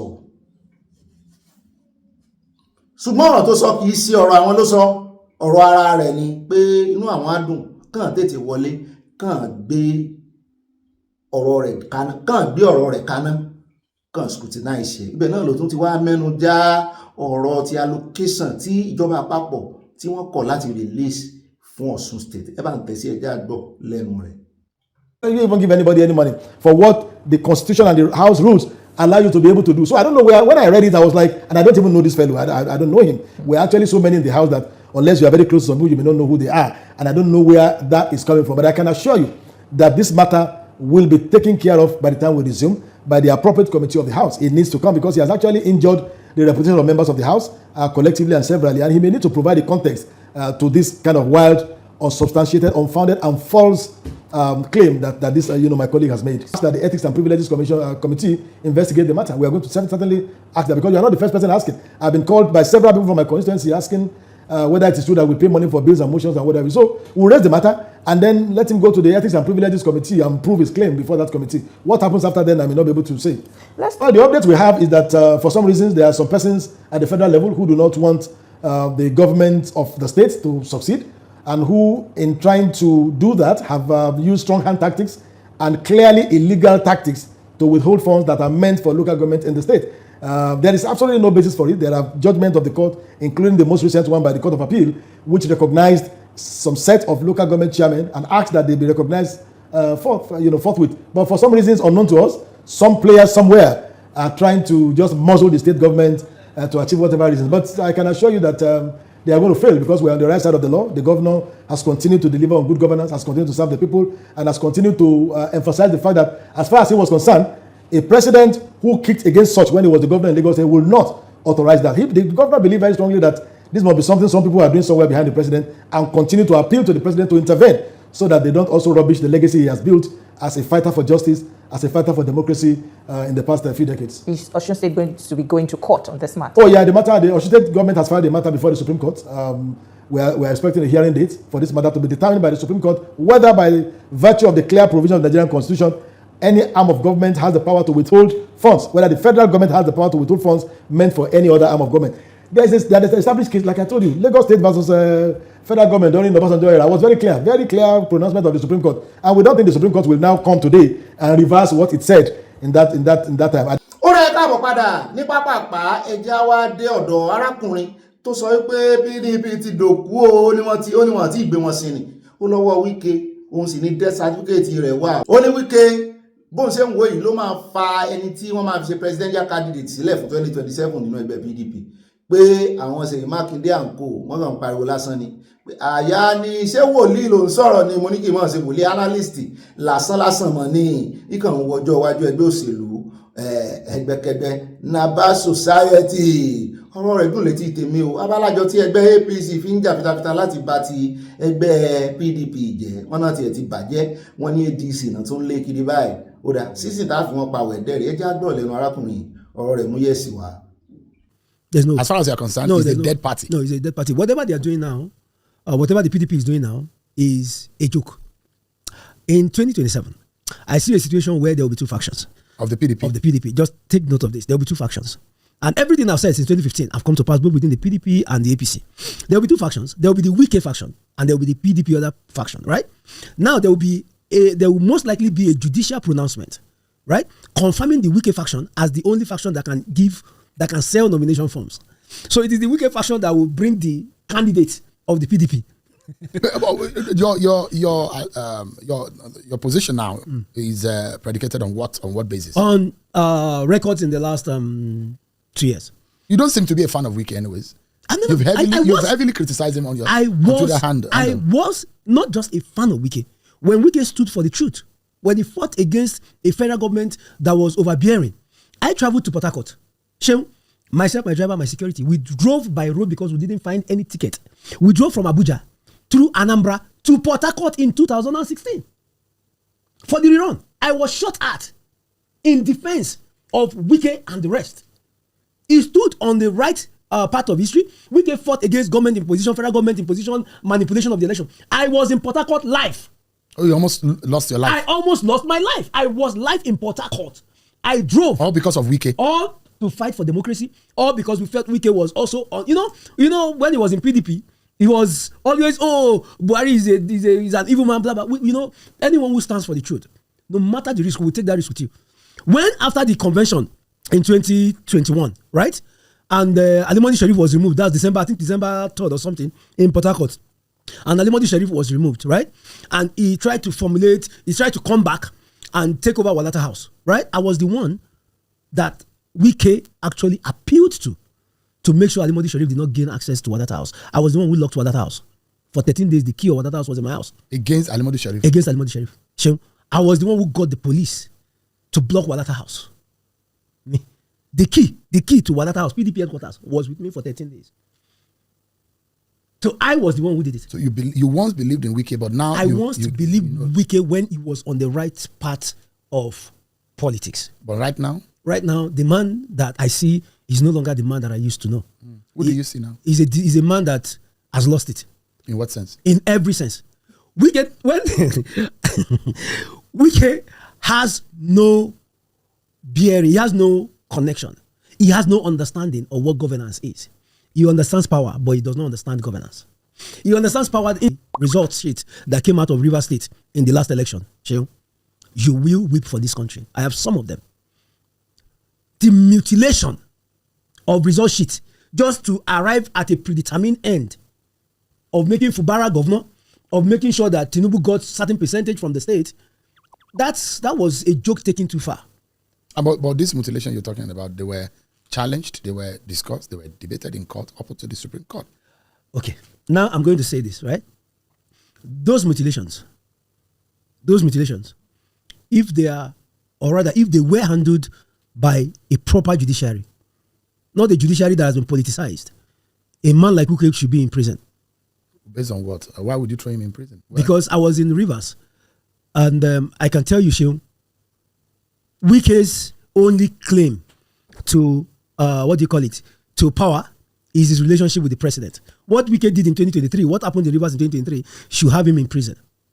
No, I'm not going to mince, I'm not going to, I'm not going to try to subpedal on this or say it softly. I'm going to be very blunt and I'm going to be very candid about it. There were video record, there were voice recordings of him even threatening to kill an INEC official who came from Plateau or thereabout. And these are you've been able to authenticate this? Let him, you see here, whatever I say, one thing I've done is every time I attack him, I attack you with fact. If Wike feels what I'm saying is wrong, you should take me to court. Please, we'll go past that. If Nigeria was a working society, if Nigeria was a working country, if Nigeria was a sane country, a man like Wike should be behind bars. You just throw people behind bars? No. Prosecuting No. them? You make sure that you keep people within the law. You do not let people think they are above the law or they have grown beyond the constitution of the country. What has he done to the offender? A whole lot. Wike has messed up both democracy, both his own state, River State, even the FCT here. With all the roads and the I and said the projects. even the FCT here. You know my happiness when I was invited for this is I'll be allowed to say things the way they are. Currently in the FCT, right? Wike works with only four directors. So the 2025 budget of the FCT that is currently being implemented, right? I am daring Wike to bring all the directors in the FCT to say if any one of them contributed to the formulation of that budget, to the preparation of that budget. For the first time in the FCT, an FCT budget was prepared without the input of directors in the FCT. Wike works with only 4 directors in the FCT. Director of Lands, Chijoke. Director of Procurement, Director of Finance, and Director of Development Control. Those are the only 4 people he works with. All other directors, and I am saying this, please, me, Eric Shield, I am in Abuja, I'm not going anywhere. If Wike feels what I'm saying is wrong, I stay in the Kokoma, I should come and arrest me. Wike has bastard FCT. In your own view? Not in my view, in anybody's view. How do you run a budget without the input of the directors who are supposed to be the implementers of the budget? But nobody is talking in the Because they are scared of him. I am not scared of Wike. I am not scared of him. I'm telling you, if I meet him now, I will tell him to his face. But doesn't mean that what you're saying is right. But what I'm saying is true. It does not mean to be right, it just needs to be true. And if it is not true, they said he has the court. Please come and take me to the court. Please, there are so much to be exposed about this man in the FCT. Tó bá tán last àkàrà tú èpò múyẹ́múyẹ́ àkàrà tú èpò fún Wike o. Arákùnrin mi ò gbọ́rí mi ò mọ̀ rí tẹ́lẹ̀ o. Àṣọ wà lórí ẹ̀rọ ayélujára tó ń dábí ẹdun tó ń rọ̀ bí òwe. Eric Shield lórúkọ rẹ̀, Elder wà lórí rẹ̀ tẹ́ bá fẹ́ wà lórí Facebook o. Ó ń jọ bí ẹni wípé ara àwọn tí bóyá ó súnmọ́ Sowore wọ́n jọ ń ṣe revolution kiri ni. Ilé ìgbéná ojú Wike ni o. Ó ní kán fi Wike sọ́gbà ẹ̀wọ̀n ni. Ọlọ́gbà ẹ̀wọ̀n ló yẹ kí Wike wà. Ó ní tó dánwò ní Rivers ní 2023. Ó ní wọ́n mutilate gbogbo voter kìíní tá máa ń dìbò lé lórí, tá máa ń tẹ ìbò lé lórí, tá máa ń tẹ ojú rẹ̀ mọ́lẹ̀. Ó ní wọ́n bà gbogbo ẹ̀jẹ̀ kán lè arrive at figure tán fẹ́ wípé ara tó ń dùn nìyẹn wípé adúrú tó ń ṣe tó yẹ kó ń wà lẹ́wọ̀n tó ń ṣe fún Fubara ní Fubara ṣe wá ń ṣe báyìí fún un. Ó lẹ́rìí wà ó ní kò sí tí Wike fẹ́ ṣe ó ló ti bà gbogbo nǹkan jẹ́. Ó ní ẹ̀rí ibi tí Wike ti sọ pé tó dún kòkò wípé òun máa pa ìkànnà àwọn ọ́fíṣà INEC lórí election olówà. Ó ní agbára ni Wike ń lò, ó ní kò mọ ìṣèjọba. Eléyìí pọ̀ o sẹ́rò tí ni wọ́n bá Wike báyìí àbí yóò tún ti mọ́ wá gbogbo bí ó ṣe mú bọ̀bọ̀ ìpamọ́. Ṣùgbọ́n bí tí mo ti nífọ̀kànbalẹ̀ lórí ọ̀rọ̀ bọ̀bọ̀ yìí ni pé ó ń jọ bẹ́ẹ̀ ni pé bọ̀bọ̀ yìí mọ àṣírí ẹ̀. Ó ń jọ bẹ́ẹ̀ ni pé bọ̀bọ̀ yìí náà wà lára àwọn tó ti jọ ṣe àwọn tó ránṣẹ́ àwọn ọmọ líle tó má àṣírí ẹ̀. Ó yẹ kí Wike máa gbọ̀n ni. Nǹkan kan wà tí ó mọ̀ mú gbọ́ ṣùgbọ́n ibi tí Wike dé yìí orí àga tó jókòó sí àti àwọn alátìlẹyìn rẹ̀ ṣé ẹ rò pé nǹkan kan lè jẹ́ kí Wike gbọ̀n? Ṣé ẹ rò pé anybody lè tú àṣírí ohun àtọ̀gá rẹ̀ ní ìsìn tí ó sì fara rẹ̀ lọ tán ní palẹ̀nu wọn? Torí ọwọ́ tó ń yọ lórí àwọn opposition party ní ìsìn ọwọ́ tó lágbára ni o. Èmi ò lérò pé olódòdé máa mọ̀ sírú nǹkan bẹ́ẹ̀. Kò sí, èmi ò bá ṣẹ́ burúkú lọ́wọ́ olódòdé rí o. Ẹ wọ́n gbà mí létí láti inú ilé o.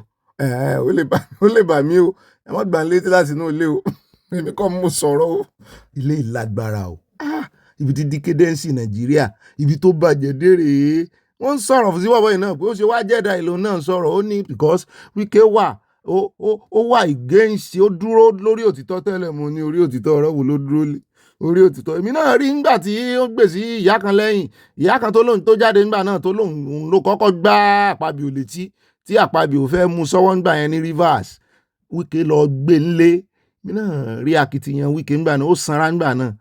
Ṣùgbọ́n nísìn Nàìjíríà sì ga jù. One chance làwọn ọmọ Nàìjíríà bọ́ sí pẹ̀lú ọwọ́ ìṣèjọba tán bọ́ sí. Ó dẹ̀ káàbọ̀ padà pápápá láṣẹ o. Season tá a fi wọn pa wẹ̀ẹ́dẹ́ làwọn lóde ká tó wá lọ sí ọ̀dọ̀ ti Sowore àtàwọn tó fẹ̀sùn kan Sowore àti bí Sowore ṣe dìfẹ́ǹdì ara rẹ̀. Ẹjá sáré gbọ́ lẹ́nu bàbá tí wọ́n fẹ́ sọ bí ọ̀rọ̀ sí North látìgbà tí ìjọba tán ti gbé ban lé pé káwọn export ẹ̀ mọ̀. Wọ́n ní 33% ní price ẹ̀ fi já wálẹ̀. Ìyẹn seed tán mú rí òrì nínú rẹ̀ tó jẹ́ pé ó mú owó wọlé fún orílẹ̀-èdè Nàìjíríà tí ìjọba sì ní rọ́ àwọn fẹ́ sanction àwọn orílẹ̀-èdè tó ń rà. Àwọn aráàlú yín lẹ́ fìyà jẹ ṣé sí North níye lórí, ó ní ìdíyelé lórí tó bẹ́ẹ̀ ni tó yẹ pé táwọn bá ríra lọ́dọ̀ yín wọn ní í ṣe kírìmù mọ́. Wọ́n ní àwọn ọmọ iye quarters náà rà ní Nàìjíríà. Mo ní wọ́n á sì gba bòmíì lọ. Wọ́n ní àti pé sí North Nàìjíríà wípé ojúlówó ni ó dáa. Oṣù mélòó lẹ gbélé á wò ó bóyá wọ́n wà mọ́ bẹ̀bẹ̀ wọ́n ní kẹ́ gbẹ́sẹ̀ kó lórí ẹ̀ bá ń tẹ̀sílẹ̀ ẹgbẹ́ ẹja gbọ́ lẹ́nu àwọn tó mọ oyún ìbínú kàrà. First of all, I want to commend the government because this is what we have all been clamoring for. If Nigeria is to industrialize, generate jobs, and create conducive environment right for our youth and women involved in this sector, we need to have some level of local production or processing of our raw agricultural products so that there will be value addition. But the challenge we have in the current effort is the immediacy. You cannot industrialize by military fiat. It is also obvious to the government that there is not enough local or refining capacity for the product that has a shelf life of about 12 to 24 months before it goes bad.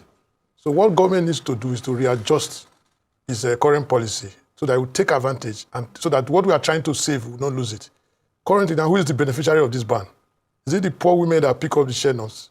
They've lost value now. According to current Bloomberg report, within 4 days of that ban, there's only a 30% loss in the price.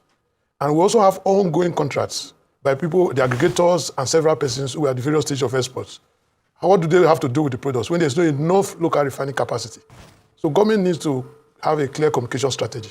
There's no agency that they've already told us we should go to even manage this outcome. We've tried, our members within our network have tried to approach several agencies, and none of them seem to even be fully aware or taking into consideration before the ban was announced.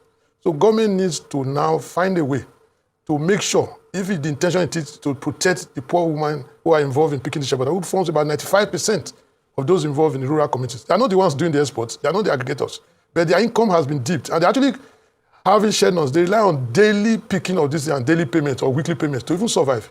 So government needs to come back, readjust the policy, and take advantage of the opportunity so that we can have a phased arrangement. We commend the government for the policy, but the immediacy is the challenge. It is affecting all the value chains, both the aggregators, the farmer, and everyone. Part of it is that some of the companies who are not able to export or have enough foreign exchange to pay off dividends offshore rely on some of these products to take away capital. But what is important today is government needs to work with the industry and ensure that the value or the protection it wants to provide to the local producer is not lost through this immediacy. The problem here is the immediacy. It's a good policy, and this is the way to go. The government needs to work with the industry in a way that we can all benefit from the policy. Ó náà lẹ́ti gbọ́ lẹ́nu bàbá yìí ó pé wọ́n ń fìyà jẹ àwọn tí ò tiẹ̀ lówó lọ́wọ́ tẹ́lẹ̀ tó jẹ́ pé àwọn náà lọ ń sa èso yìí kán tiẹ̀ lè rí nǹkan jẹ ojoojúmọ́ náà lọ ń sà á bí ìgbà téèyàn bá lọ ń sa máńgò tàbí tó lọ ń sa kí lórúkọ kíní tí mo tún ti gbàgbé mo sì béèrè yín lọ́wọ́ yín lọ́jọ́ tí tẹ́ ẹ sọ fún mi o tán fi máa ṣe ọ̀gbọ̀nà yẹn oró mo ti rántí oró àbí kìí sòro ni tán fi máa ṣe síìdì ọ̀gbọ̀nà bí ìgbà téèyàn lọ ń sà tẹ́ ẹ wá lẹ́ẹ̀ báǹdì ẹ̀ ní ìsìn pé kán mọ́ kó lọ tà mọ́ good policy ṣùgbọ́n èèyàn máa ń fa nǹkan sẹ́yìn díẹ̀díẹ̀ ni lóòótọ́ Nàìjíríà ni the number one producer ní gbogbo àgbáyé tán ti ń rí síìdì bẹ́ẹ̀ ni number one producer ojúlówó náà sì ń rí ẹlẹ́ẹ̀kẹ́ni kejì ní Mali ẹni kẹta ní Burkina Faso ṣùgbọ́n táwọn bá rí kì í ṣe nǹkan tí wọ́n ń jà sí lórílẹ̀‐èdè àgbáyé kì í ṣe nǹkan tó jẹ́ wípé ó wọ́n tó bẹ́ẹ̀ jù bẹ́ẹ̀ lọ mákẹ́ẹ̀tì wà supplier wà kì í ṣe tán kì í ṣe bí epo kì í ṣe bí wọ́n ṣe ń consume epo rọ̀bì epo petrol náà ṣe ń consume kìíní kì í ṣe bẹ́ẹ̀ mi para gan mi ò ṣe wà tó bá di kànáà gidátara mi ti funfun ni mo mọ̀ para nígbà tí ìsọ̀hún nìkan náà fi ń ṣe nǹkan para ó kàn jẹ́ pé ó wà essential ṣùgbọ́n kí ìsọ̀hún nìkan omi gírísì wà tá a fi ń para tó jẹ́ pé inú palm kernel náà ti ń yọ omi gírísì so tán bá tiẹ̀ máa fa kínní ìṣẹ́yìn bíi sanction ní irú tí Trump ń ṣe ṣùgbọ́n kán mọ̀ jẹ́ kí àjẹ àwọn èèyàn àti wípé ẹkọ́nọ́mì lèèyàn máa ń wò kó tó gbèrú gbèsè báyìí àwọn ọmọ ìlú yín ń ké ó là tẹ́lẹ̀ ẹkọ́nọ́mì tẹ́ ló bẹ́ǹdì ẹ̀tún wa fẹ́ dákun mọ́ èèyàn mọ̀ wo kínní Amẹ́ríkà tó gbé sanction lé àwọn aráàlú míì tí wọ́n ń gbé owó ọjà tí ó ń wá láti ìlú yẹn sókè lọ́dọ̀ àwọn aráàlú wọn àwọn náà ń forí kó nǹkan wọn lamẹ́ríkà náà o ṣùgbọ́n wọ́n mọ̀ pé ẹkọ́nọ́mì àwọn ẹ̀yìn ẹ̀ gbagbá kò dàbí ti Nàìjíríà tẹ́kọ́nọ́mì tí ẹ̀wọ̀ ẹjẹ́ á kúrò lórí ọ̀rọ̀ yìí wọ́n fi ìyájọ́ ọmọ Nàìjíríà ní díẹ̀díẹ̀ ló yẹ kán mọ̀ ṣe kínní yìí o díẹ̀díẹ̀ àìmọye àwọn èèyàn tó ti ní agreement pẹ̀lú àwọn tó ń supply nílùú òyìnbó ní ìsìn wọ́n máa lose gbogbo customer wọn láwọn iléeṣẹ́ ńláńlá àwọn iléeṣẹ́ Nàìjíríà kì í sì ṣe àwọn ọmọ wọn tí ń sá ìkiri kì í sàwọn ni wọ́n export yẹ o ọmọ Nàìjíríà tí export yẹ náà ní ìsìn wọ́n ń wojú ọjọ́ kò sójò ní o kò sí táwọn náà àwọn tán bóyá wọ́n ti lọ mọ export kòkó báyìí imagine tí company mi ti fẹ́ lómi ní kí náà wọ́n pè kí retainership n tán pè ní retainership pé láàrin ọdún 5 ìwọ nìkan ló máa supply fún wa láti Nàìjíríà bóyá ẹni yẹn ó wàá gba Málì lọ ní ìsìn ni yóò rí mọ ọ̀dọ̀rà ní àtọwọ́dọ́wọ́ àmọ́. ó dẹ̀ ká àbọ̀ para ilé láàmú fi pẹ̀kún gbogbo ròyìn tó ní ọ̀dọ̀ Sowore láńlọ wọ́n ní kí ni Sowore gan ń wá tó fi ń tẹnu àbùkù ba iléeṣẹ́ ọlọ́pàá àyá ní irú ìbéèrè wo ni ọ̀gá mi ń béèrè yìí sẹ́yìn ò rí bí iléeṣẹ́ ọlọ́pàá Nàìjíríà ti dà ní mo ní kí iṣẹ́ mi ni mo béèrè ní sùúrù ẹni ní Sunday àyà èèyàn ìbínú lọ́jọ́ Sunday àyà ní dey play ọ̀gá mi mo wá ní àyà àwọn ẹgbẹ́ kan ní ń pariwo wípé kán ààrẹ Sowore kì í ṣe mi wípé ó ń ba goodwill orílẹ̀-èdè Nàìjíríà jẹ́ àyà àjọ ọmọ transfer ìbínú ẹni ẹlẹ́ni sórí tèmi wà á tẹ̀sí ní ìsìn ibi tán ti sọ bẹ́ẹ̀ náà ni a fi Sowore a fi fèsì wọn kó náà dífẹ̀ndì ara rẹ̀ pápákọ̀ ẹ̀ bá ń tẹ̀sí. Is because of the negativity, the bad blood that is being sold out to them. It is because we are not telling Nigerians with the good work of the police. You spoke about the connection to PRO of the Nigeria police. I'm not a PRO of Nigeria police, and nobody is funding me. Mr. Steve, you've been interviewing me on this platform several times. I come on the show. I'm a citizen. I'm a Nigeria citizen. I'm a concerned citizen that last year I stood up to campaign and led a protest to INEC. We're talking about the fundamental. Who funded it? Nobody. So if I'm here today, nobody funded me. I have no connection to the Nigeria police to come for this show. But look, when I saw what Sowore and his cohort were doing, I said, no, somebody must rise up to speak the truth to these guys. Because these are the people that have been selling from each government to government. These guys have been selling all kinds of bad blood to the social media. And he has one of the biggest platforms, a Sahara Reporter, selling negativity. For a decisive state action against Omoyele Sowore's reckless sabotage, I'll go straight into the text. Greetings, fellow Nigerians, esteemed media patriots who joined us today.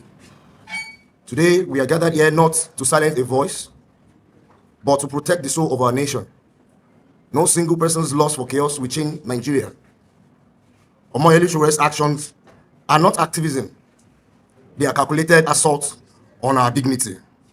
Èèyàn mi àní play ju this point lọ ń ranjú mọ́ mi ẹ bá rojú rẹ̀ ni Sowore lásàsì nǹkan lọ́wọ́ yín kí n Sowore ṣe fún yín tá ń ràn yín ṣe wọ́n tún pe press brief wọ́n tún sanwó fún fáwọn journalist o ṣùgbọ́n ẹ jẹ́ ká ti bí pé ìsàná kí èso ogun kí ni Sowore sọ gangan ààrẹ yín ló lọ Brazil tán sì lọ make comment wípé kò sí corruption mọ́ ní Nàìjíríà ìyún ní Sowore gbọ́ tétí rẹ̀ fi dìde tí gbogbo etí rẹ̀ náà bí etí ehoro wípé ńbó tá ń sọ bẹ́ẹ̀ corruption pọ̀ lábẹ́ ìjọba yín ló bá dá padà lórí Twitter àfi bá a ṣe jí gbọ́rọ̀ Sowore à ń gbé Sowore bọ́ ó dìfẹ́ǹdì ara rẹ̀ o ṣùgbọ́n jẹ́ ń sa tó tónu tèmi sí ná àfi bó ṣe wá ṣòfófó fún wa wípé Twitter ni ó send message sóhun o wípé àwọn DSS ìyẹn Department of Security Service ní Nàìjíríà wípé wọ́n kọ lẹ́tà sáwọn wípé kàn deactivate àkáǹtì òun lórí former Twitter tó ń pè ní X ní ìsìn lòun bá náà wá ń fóun láàyè pé kóun wá ṣàtótónu tòun ṣe lòun bá ní kó ṣàtótónu kankan tóun ó ṣe wọn ò ní delete nǹkankan pé Twitter ò sì ní ẹ̀tọ́ láti yọ tweet òun kúrò nítorí wípé òun ò tanú àbùkù kán gbé ń lọ ilé ẹjọ́ tó bá jẹ́ pé irọ́ lòun pa òun ò bà ìjọba jẹ́ bó o ní ààrẹ orílẹ̀-èdè ó ṣe rèé sọ ń ta gbangba pé kò sí corruption mọ́ pé ibi tó ti lọ sọ gan Brazil ààrẹ wọn gan ò lè jáde kó wá fọwọ́ gbáyà kó fọwọ́ sọ̀yà níta gbangba wípé kò sí corruption nílùú òun lórílẹ̀-èdè òun sáàrẹ Amẹ́ríkà gan lè sọ pé kò sí corruption lórílẹ̀-èdè òun ṣé báwọn àjọ kan wà tán máa wo index corruption wọ́n mele tó pọ̀ jù lè rí lórí index wọn wípé àwọn kan wà wọn wà corrupted ó kéré jù ni ó dẹ̀ ẹja sáré jọ dé ọ̀dọ̀ AI mo bi AI léèrè ntí Google AI ni o ntí Google AI sọ fún mi ni pé no country is completely free of corruption ṣé ẹ ti gbọ́ but according to Transparency International's Corruption Perception Index ìyẹn CPI countries perceived as having the least corruption include Denmark least so kò sí country tó wà corruption free. Finland, Singapore, and New Zealand, these nations generally have strong domestic institutions, press freedom, freedom of press, access to information.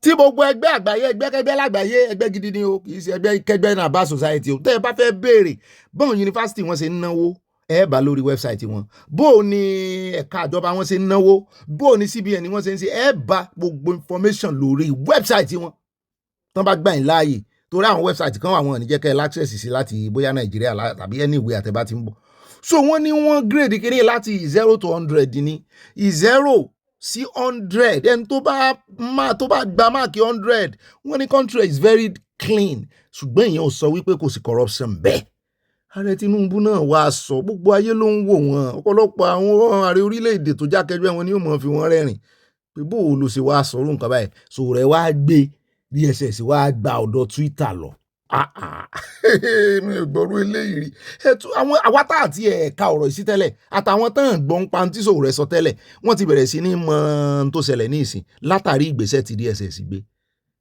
bó ojú wo lẹ fẹ́ kí gbogbo àwọn tó tún ti gbọ́ròyìn pé DSS ní kí Twitter kan yọ àkáǹtì Sowore tó bá jẹ́ òótọ́ ni Sowore ń sọ o toró ló ń gba information yẹn ojú wo lẹ fẹ́ kí àwọn international bodies fi mọ́ wo DSS fúnra yín lẹ tún túra yín síta báyìí bọ̀dádé ọláṣẹ́ ẹ mọ̀ sí kínní ojú wo lẹ fẹ́ kán mọ́ fi wo àjọ DSS pé DSS ọ̀rọ̀ ẹja sáré gbọ́ lẹ́nu Sowore.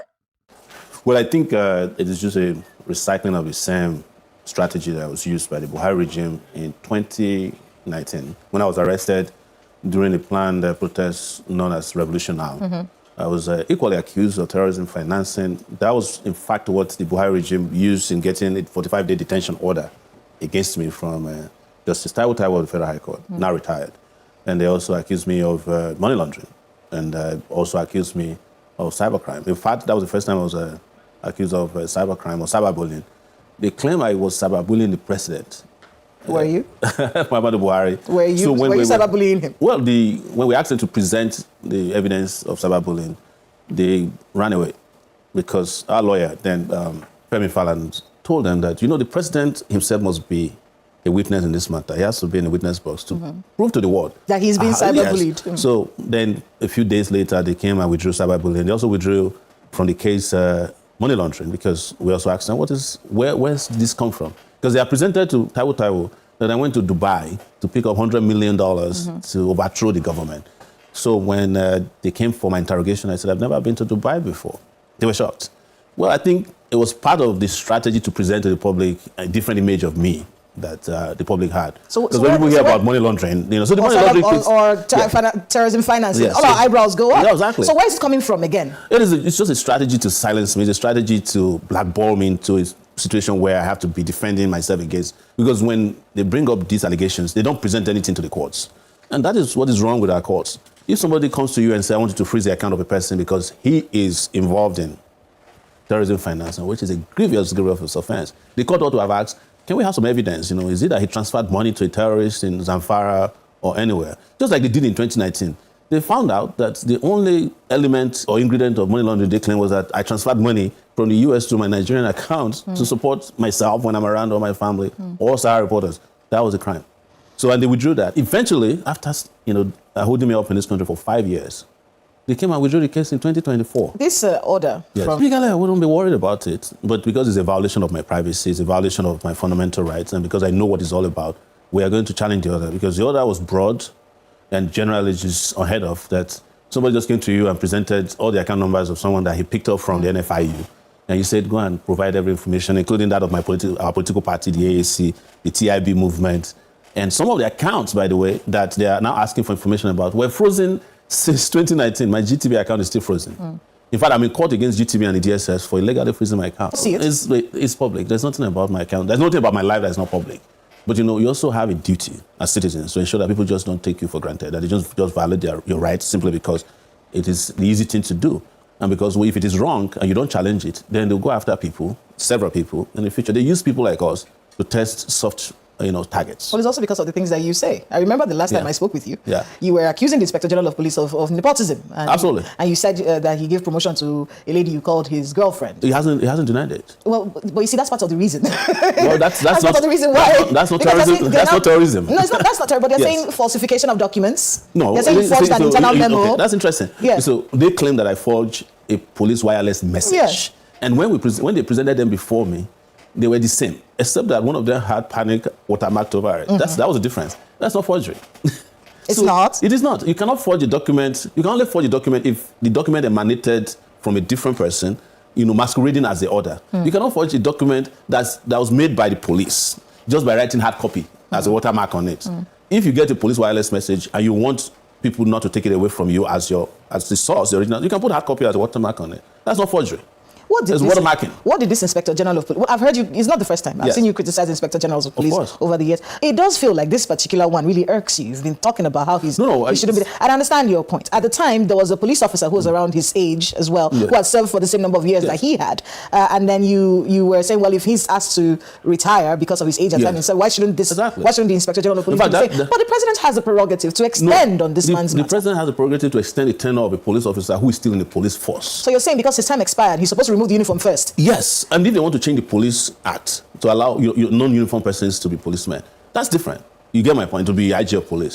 Then we can have a different conversation. Then you can go and bring a retired policeman to be, you can even bring that man that was arrested, because there was a man that I was using as comparison to him. They're about the same age. They even look alike, by the way. Oh yeah, you said he was impersonating a police officer. He was arrested. He was at a checkpoint. He was a police officer who ought to have retired, but he continued as a police officer, I think that's over hunger. And he was arrested and he's being prosecuted that he's acting as a police officer after he ought to have retired. And then you have number one police officer in the country. He ought to have retired as of September 4th, 2024.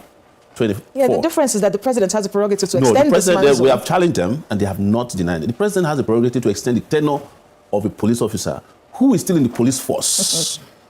Operating what? You have to be a policeman. Was the extension done even a day after he was supposed to retire? In fact, the Attorney General of the Federation had already stated that this police IG, his tenure has expired, he's retiring. And then the President brought him after he ought to have retired and made him the IG of police. Because if that extension was done before the date of his retirement, then the presidency is right. No. It's that, you see, there's what we call, you have all these acts and there's the Constitution. The Constitution deals with the retirement of all civil servants. And it states very clearly that you spend 5 years in service or you retire when you reach the age of 60. That no longer applies to judges. There's a constitutional provision now, amendment, that judges can spend 65 years. You won't see me fighting against a judge who has spent 60 years or to have retired. But if you go and bring a retired judge back as a judge, you have a problem with me. And let me tell you, something shocked them during the last time I met with the police, the team led by Fakorede.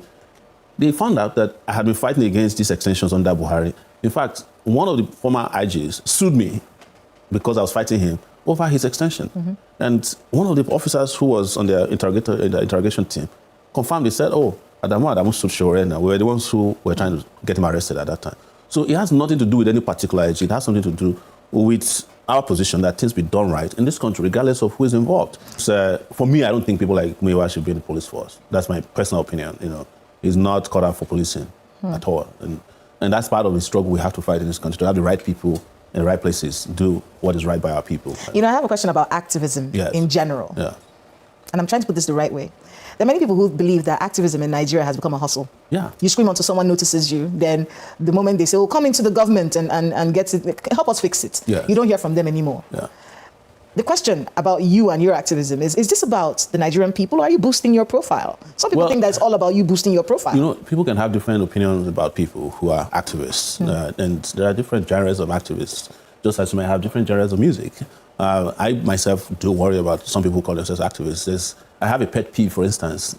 If I see you and you say you're an activist and you have a business card, I run away from you. Or I see a young person in Abuja who calls himself an ambassador. I already know where they belong. But my own position is that, I did not set out by calling myself an activist.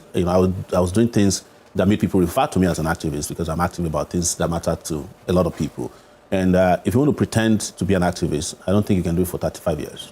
ó náà lẹ́tí bẹ́ẹ̀ lẹ́nu Sowore yìí gbogbo ìdí tó fi ń pe IG ní ìlẹ́gà gbogbo ìdí tí ó fi ń ransan tó ń ran orí tó ń ranjú mọ́ ààrẹ Tinubu tó extend tẹ́nà wọn bẹ́ẹ̀ náà ni lórí ti eléyìí tí ó pàkíyèsí ààrẹ Tinubu sí wípé kí ló dé tán rè sọ ní iwájú ìta gbangba níwájú àgbáyé ní Brazil wípé kò sí corruption mọ́ ní Nàìjíríà bẹ́ẹ̀ bá sọ pé ó ti reduce agbọ́n yẹn bẹ́ẹ̀ bá sọ pé ń tiraka ẹ̀ ń sakitiyan láti mú corruption kúrò ní Nàìjíríà agbọ́n yẹn wo ni kẹrì mọ́ parọ́ ojúkorojú Sowore ló sọ bẹ́ẹ̀ kò sọmọ́rọ̀ nínú interview yìí ṣùgbọ́n bẹ́ẹ̀ bá dé orí ẹ̀rọ ayélujára rẹ̀ lórí Facebook ni lórí X ni ó ti fi gbogbo mẹ́sẹ̀gì ti Twitter tí wọ́n fi ránṣẹ́ sí látọ̀dọ̀ DSS wípé kàn yọ àkáǹtì rẹ̀ kúrò ó sì ti sọ ibi tó ń stand sí wípé kò sí tó lè mú un yọ òun ò sì ní dáhùn padà ọ̀rọ̀ ohun tó ń sọ òun ò ní kó jẹ́ ẹyin lóhùn bó bá ti jábọ́ kí kò ṣeé kó mọ́ wípé òun ti sọ ilé yìí gbogbo ń tán lè ṣe náà nìkan nìṣó nílé ẹjọ́ gbogbo ayé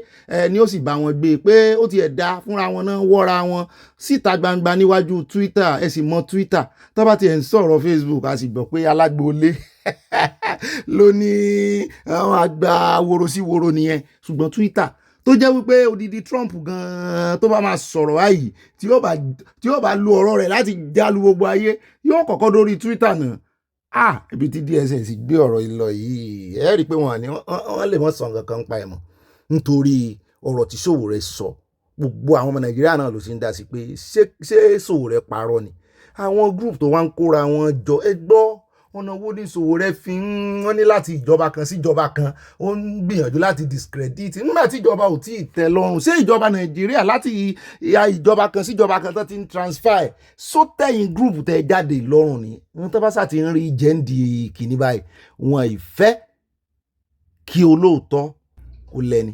ó dá ẹ káàbọ̀ padà ní rí báyìí lọ́nù ìròyìn tòní oníyan sí ọlọ́bẹ̀ sí àwọn tàfẹ́jẹ́ náà kọ́ ìbínú lórí ọ̀rọ̀ ti Sowore ń gbìyànjú ṣùgbọ́n nígbà míì omi rẹ̀ náà máa ń pọ̀ jọkà lọ ṣùgbọ́n gbogbo ìgbà náà ti fi ń tẹnu àbùkù lu àwọn ará bíi ìmọ̀ kò bójá tán bá gbé lọ ilé ẹjọ́ ibi ilé ẹjọ́ wà ń bẹ̀ kílẹ̀ ń ṣàròyé fún kílẹ̀ ní kán àrẹ́sì ẹ̀ fún bó bá sọ tí ò dáa kán gbé lọ ilé ẹjọ́ kò jù bá náà lọ èwo ni ọ̀rọ̀ àrẹ́sì ẹ̀ sáà ti gbàwé ìrìnnà rẹ̀ ẹ ti bà bẹ́ẹ̀ náà ní ibi tó ti kọ túwìtì wípé ààrẹ Tinubu wọ́n ní kó lọ yọ kúrò ń bẹ̀ ó lóun òun ò ní yọ kúrò ń bẹ̀ ó ní kán gbé lọ ilé ẹjọ́ Sowore èèyàn ní wàá léèyàn lágídí ó ní àgídí kọ́lọ́n sáàmù bá wa sọ nítorí voice kan náà nù tí ń ké tantan in the wilderness pé ẹ tún Nàìjíríà ṣe ẹ revolute Nàìjíríà yóò yá kò ní yẹ ẹlẹ́ adùn láàjẹ àní jẹ́koro àní jẹ́bàjẹ́ o títí tá a fi pàdé náà ọ̀sẹ̀ tuntun tá a fẹ́ wọ̀ ẹ̀ ọ̀sẹ̀ ayọ̀ ni ó jà sí fún wa o àní gbọ́ ibi síra wa I love you enjoy your Sunday bye for now.